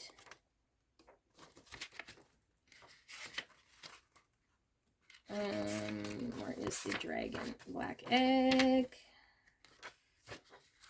Okay, so seeing one's most true self, balancing the ego. The dragon sees everything. Its essence has been with us since before our first breath and will be there at our last. It watches us navigate the external world as well as our inner world. When dragon energy is awakened, we are courageous, visionary, and can easily drop into witness consciousness. It is almost as if we are traveling with a great friend inside of ourselves. When we look in the mirror, deep into our eyes, we may even glimpse the self behind the self, the one who is watching us. This is the power of the dragon, breathing transformative fire into every cell of our bodies. Witnessing this omnipotent energy, even for a brief moment, helps us surrender and let go. We let the dragon guide us. We hop on its back for a ride. And as we traverse even the most difficult terrain, the dragon's eyes see beauty everywhere. It is said that if a yogi does not see beauty in the world, their Agni is dim. Agni is described as inner fire or sacred intelligence. May even just the mention of the dragon stir the embers of intelligence within you. The dragon and the third chakra. The subtle energy of the dragon lives at the navel center in the Manipura chakra. Manipura translates to the city of the hidden gems, and behind its gates burns the fire of our transformation and digestion. The sages believe health of the fire at the navel center is what governs our ability to clearly see both the inner and outer dimensions. Okay. This person, wow, they've gone a long, long way in this journey. Okay, I feel like this person is enlightened, very enlightened here, and they're releasing everything in them that is not serving them, and they're being very consciously aware of who they are. And this person might be getting right into their spirituality. And if this person is not meditating, then I do feel like this person is going to start to have a desire to get in touch with their authentic being by doing things that give meditative sort of energies, walking in nature, getting in touch with other sort of activities that put them in meditative states so that they could connect to themselves on a deep level. I feel like this person is finding out who they are, and they're very confident in that sort of pathway now. And I feel like they don't really see the end of where they're going or where their destination is, but they trust in their divine path and in their authentic self to guide them to where they need to go. And they feel like they are on their way and they are right where they need to be. And I feel like this person is really solely focused on detaching from things that don't serve them, releasing, purging, mostly things within their ego, things within themselves. So they might have already let go of this connection. On a 3D level, I feel like this person is really doing a lot of shadow work. I feel like this person is healing now in a way that allows them to speak their authentic truth, to see their authentic truth, to understand themselves on a very deep soul level. This person is looking at what makes them happy. And I feel like this person understands that they find this wholeness and completeness and happiness within themselves, and that the shadow sides of themselves that still aren't healed are capable of being healed. The more they focus on themselves, the more confident they get in themselves, the more they purge and let go of things that have been holding them back, the closer they get to finding themselves more truthfully, more authentically, and then the sooner they're able to align their environment to match that. Partners, people, relationships, situations. This person is speaking their truth. They're seeing the truth. They're recognizing where they need to heal. They're recognizing what sides of them they might have not have been proud of. They might have recognized sides of themselves that were coming out in this connection that were causing conflict from within, making them feel not very good, resistance, pain, suffering. And now this person is not quite sure where they're headed, because all they know is that they're working on releasing and identifying and enlightening themselves so that they gain a better understanding of who they are. And they're not quite sure if this connection is for them, because now they see themselves differently. And because now they see themselves as someone who is authentic and ascended, anyone who is not authentic and ascended may or may not do it for them.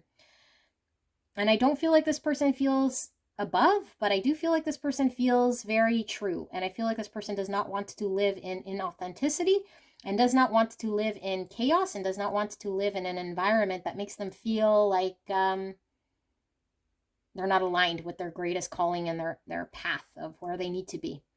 There is an energy coming through that this person does feel as though this person might have been a good match to them at some point, and that there might still be a chance that if this person is mirroring them in some way, or experiencing life in some familiar way, or growing or working on themselves, ascending, evolving in some way, that there could be a reconnection in some point, but both people must be equal and come equal. Otherwise, this person is not going to have this. So I feel like this person has gone through some sort of dark night of the soul, some sort of purging, a lot of pain. I feel like they're very confident in what they want, and they're figuring out more and more of who they are, but they're definitely confident in who they are compared to when they started the journey with this other person. So dragon person, right on. Okay, owl person, very intellectual in their mind, very intellectual. So this person might has had challenges allowing themselves to just be and feel, because if their mind couldn't make sense of it, it might have restricted them. This person's quite an observer, very removed in some way, but involved in the way that they energetically are observant and take things in. I think this person takes a lot of things in. But I think this person doesn't know how to process it so much unless their mind understands where to process it and how to process it. I feel like this person is stuck somewhere. They are stuck within themselves. And they need to heal a part of themselves that has them very stuck. And it could very well be how they let their mind control everything about themselves to the point where it limits and restricts them and how they show up in connection. So they're being asked to observe and not get involved with their mind. Allow their emotions to flow, allow their feelings to flow, allow their energy to just kind of be. And I feel like this person has been self-sabotaging. I feel like this person might have not have been honest with themselves. I feel like this person is being called to really, really look within themselves to find out where they're stuck. And I think because this is a collective reading, I'm not quite sure where they're stuck, but it's an internal thing here that doesn't allow this person to move forward. And I think for some of them, they feel frozen and like their thoughts are stuck in their mind. And that's kind of where they're stuck.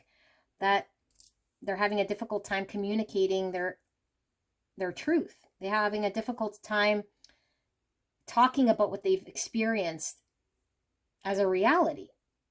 And so they might justify to themselves things that might not necessarily be so true when it comes to feelings and emotion, because there is no logic when it comes to connections that are soulful and deep. And if this person can't make sense of it on a logical sort of level, they might get stuck because they don't understand it. So they might feel as though they need some sort of control. Otherwise, they're frozen and stuck. And I feel like this person isn't going inwards enough to look at themselves. And so they're being called to release in some way so that they can look at themselves objectively, find the courage within themselves to see dark parts of themselves that they might fear to see. I feel like this person is still hung up on the connection in some way. I feel like this owl person is unable to move on from the connection because they're still trying to make sense of something. So maybe there was no closure for this person. I feel this person, with or without physical closure, has got closure. I feel like this person still needs some sort of closure because I don't feel like these two people are together. And I feel like this person might be telling a logical story to themselves in order to help heal them, but it's more cover up and not doing what they're supposed to be doing, which is removing those thoughts and exposing raw things and feelings, and allowing themselves just to feel. Because I don't think this person's processed the end yet. They're too scared. So what I'm really getting right now, and this is finally coming through, and it could be because this person was very guarded in some way, that when this ended, or on an energetic level, when this dragon person pulled away, I feel like this person is in denial of sorts and doesn't want to come to terms with an ending. So they're stuck. And I think right now the stage that they're in is trying to make logical sense of an ending, and maybe kind of shifting the accountability on other things. It was because of this and because of that, but all the things that they're coming up with is easing the mind in some way so that they can find some closure, but it's not helping, because I feel like the real reason why things probably couldn't work is maybe this person was not at a level of allowing things to flow and potentially getting in their own way. And I feel defensiveness or protectiveness and not allowing things to flow, not doing the work that they need to do all around. So this person could have showed up kind of in a very shady way. I feel like this person probably lied to the dragon and was very hurtful with the weasel and this deception and trickery. They could have very well been not very transparent, kept a lot of secrets, did things kind of internal. I feel like this person didn't communicate, didn't allow things to flow, didn't say what their true desires were, didn't communicate what they were feeling or seeing or wanted. They kind of kept things in their mind. This person might have let a lot of their ego come in the way, because maybe this person is very intelligent. So they felt they could be intellectual in this connection, which caused a lot of challenge. I feel like this person is out of touch with their energy, and they're being called to forget what they know in their mind and allow themselves to feel energetically the truth of who they are, so that healing can happen, and let go of what they see with their mind and their eyes, and allow themselves to feel intuitively what's happening with their feelings and their emotions and their heart. Because sometimes things don't make sense and it's okay, but I feel like this person might feel like if they can't make sense of it, then they block it out. I feel like this owl person wants to reach out, whether they will or won't, I don't know. We'll see in the tarot if that comes up, but they're hanging on to what they experience here with the dragon as something that means something that they're unable to let go of. And so they're making up stories still. You know, and this to me means not taking accountability for how they showed up, because I do feel like there was some lies or some trickery or some illusions or some inauthenticity that was going on here to lure this dragon person in some way into their sort of world. And they kind of knew what they were doing, but I do feel like kind of knew is more in the subconscious why they were doing it. I don't think they know, you know. I think on a conscious level, they were knowing that they were lying, or that they weren't being honest, maybe lying by omission or not being transparent. But I feel like under that, they still need to pierce through it and see who they are and why they're acting the way they're acting, because I feel there is a lot of smoke and mirrors and deception within themselves. Even they're not allowing themselves to get in touch with their own intuition, in touch with their own spirit. There's a block here, and their mind's getting in the way, their ego. So I'm gonna pull the tarot. I feel like these people are kind of worlds apart in some way, because I feel like the dragon is clearly evolved a lot, and what the challenge for the dragon just is continuously working on shadow, which is a constant thing of working on shadow, recognizing what it is, and continuously working on the ego and shedding things that no longer serve. But I feel like the owl is more concerned with surface, concerned with what the dragon is doing, and not saying I fucked up in some way, or taking accountability, or allowing themselves to release things that don't work. So We'll ask Spirit for clear and concise message here for pile 4.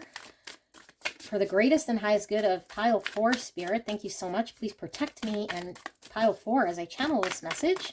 For the greatest and highest good, what is the main challenge or the challenges going on in this connection between pile 4 and their person? Thank you so much. I am so blessed, Spirit. And thank you so much, pile 4, for allowing me to tap into your energy and the energy around you at this time. I am truly blessed. Thank you so much. All right.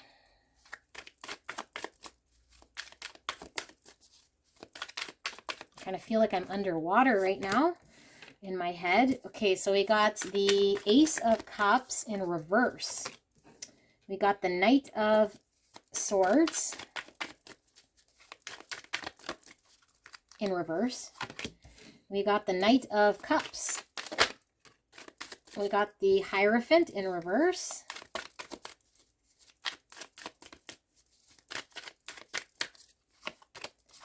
We got the Eight of Pentacles in reverse.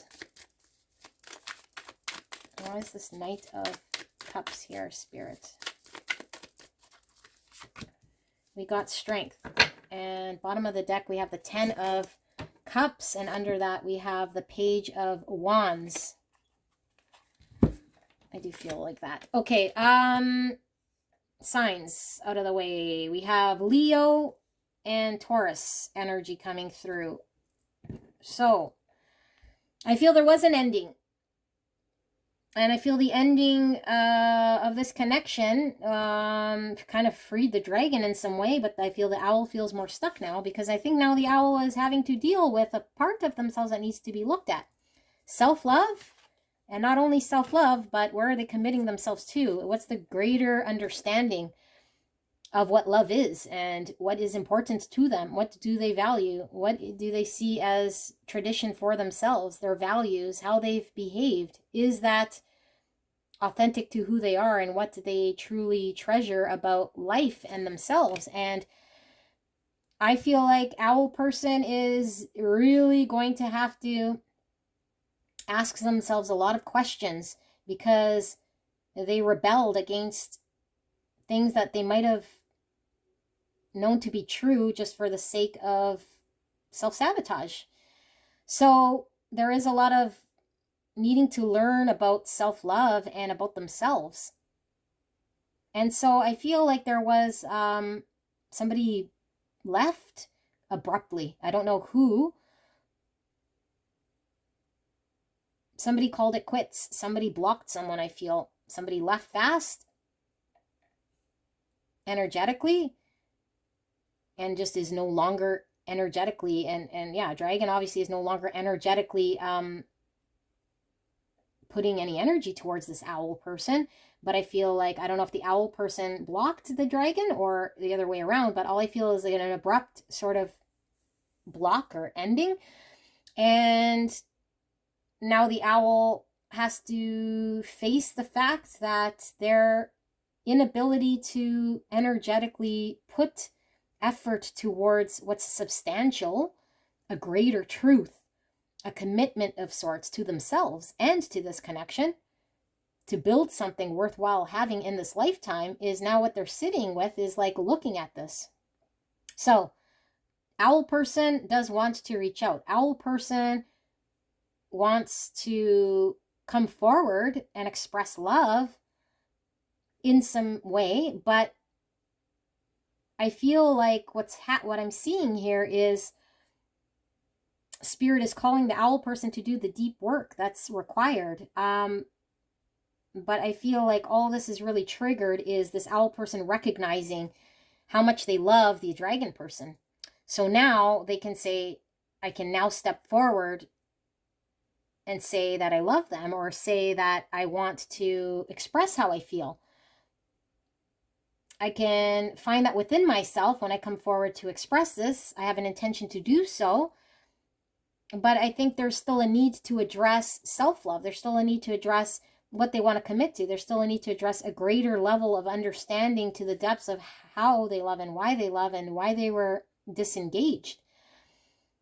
I feel like the owl has now an idolized perception of the dragon person, of some fantasy of having this ideal connection with this dragon person coming together if they step forward and just say, I love you, or this is how I feel.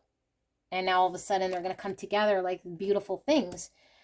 And I feel like this owl person is planning on stepping forward with this page of flowers and this knight of wands. It's like, I want to express and explore this by coming forward and expressing myself and kind of see what happens.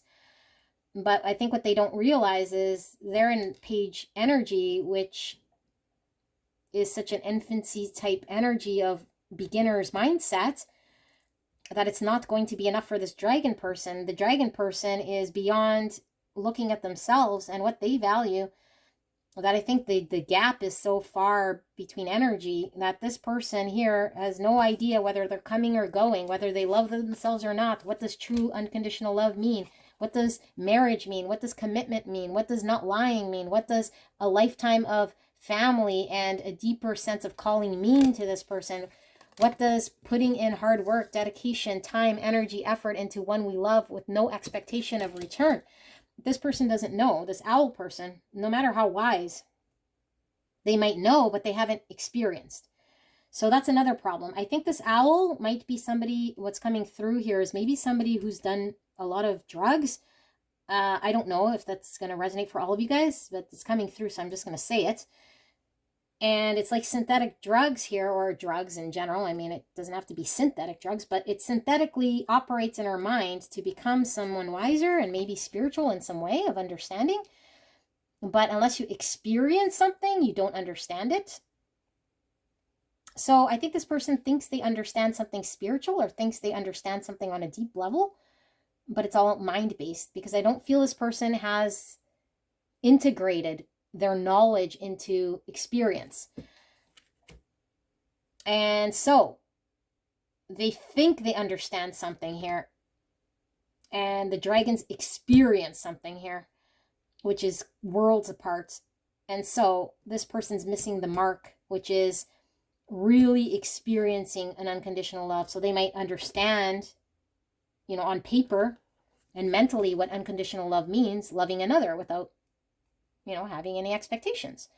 But it's one thing to know it, and one thing to have to release it.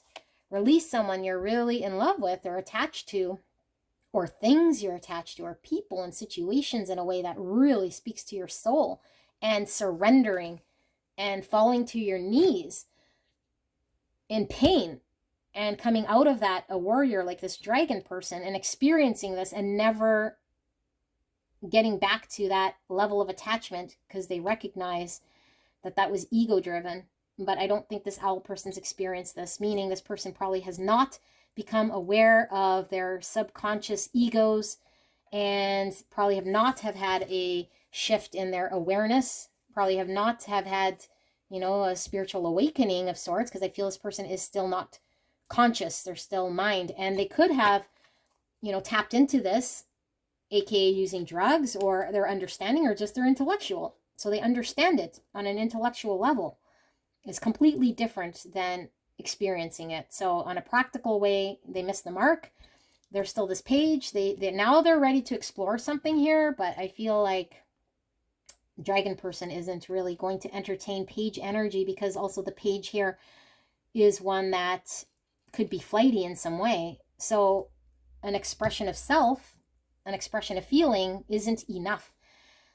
And although this is growth for this owl person, because I feel like this is stretching this owl person, they're finding strength within them. Maybe they've never said, I love you. Maybe they've never said, this is how I feel from the bottom of my heart.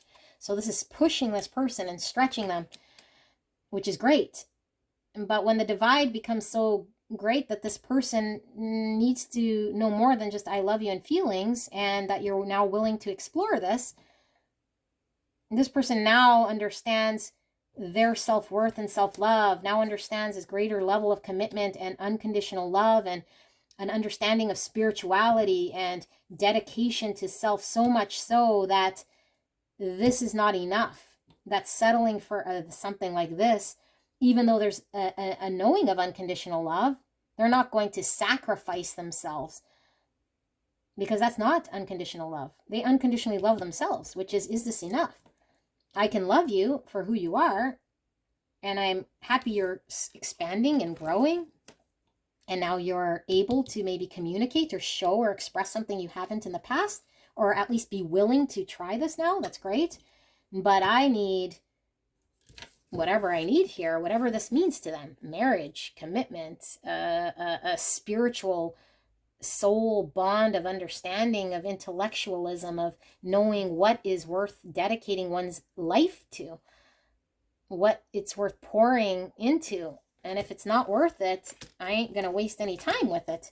So I feel owl person has an idolized conception here of what they think might happen here, or at least what they want with the dragon, but I think they missed the boat, unfortunately.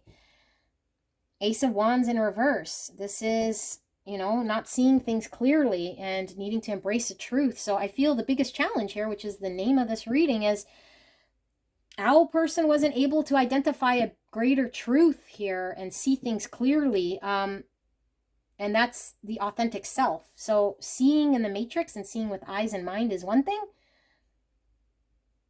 And I think that led to this, because what the owl saw was sort of an illusion of sorts. Although they were seeing things, the truth of the situation was all spiritually, intuitively, feeling-wise, which doesn't have logic, and that's the truth.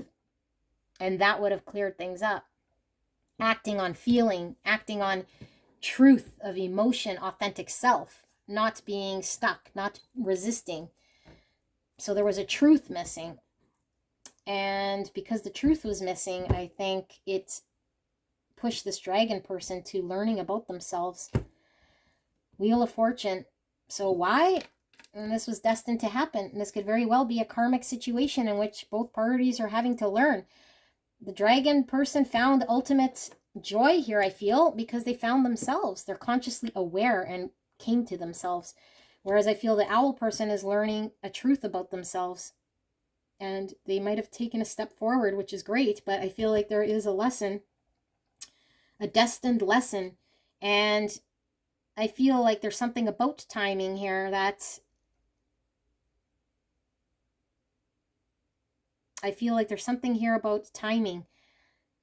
And I'm not quite sure if these people met at the right time. Although I do feel it was the right time, because they both had to learn something in some way. But at the right time to be able to actually have a 10 of Cups together. Because I feel like spiritually, these people are on two different pages. Emotionally, soul-wise, these people are on two different pages. And maybe intellectually, they understand each other. And I feel like there was probably something very cyclical about this connection. I don't know that it's completely cyclically over, because I feel like the owl never got closure. Six of Pentacles, imbalance, having to have balance, find balance, how to give in a controlled way. Wheel of Fortune is things moving in the right direction in a balanced way. So I don't know that these two are able to find balance, but I feel like there's an imbalance spiritually. They're on two different pages, and I feel like the owl wants closure. So I'm just going to pull 3 cards here for the owl person.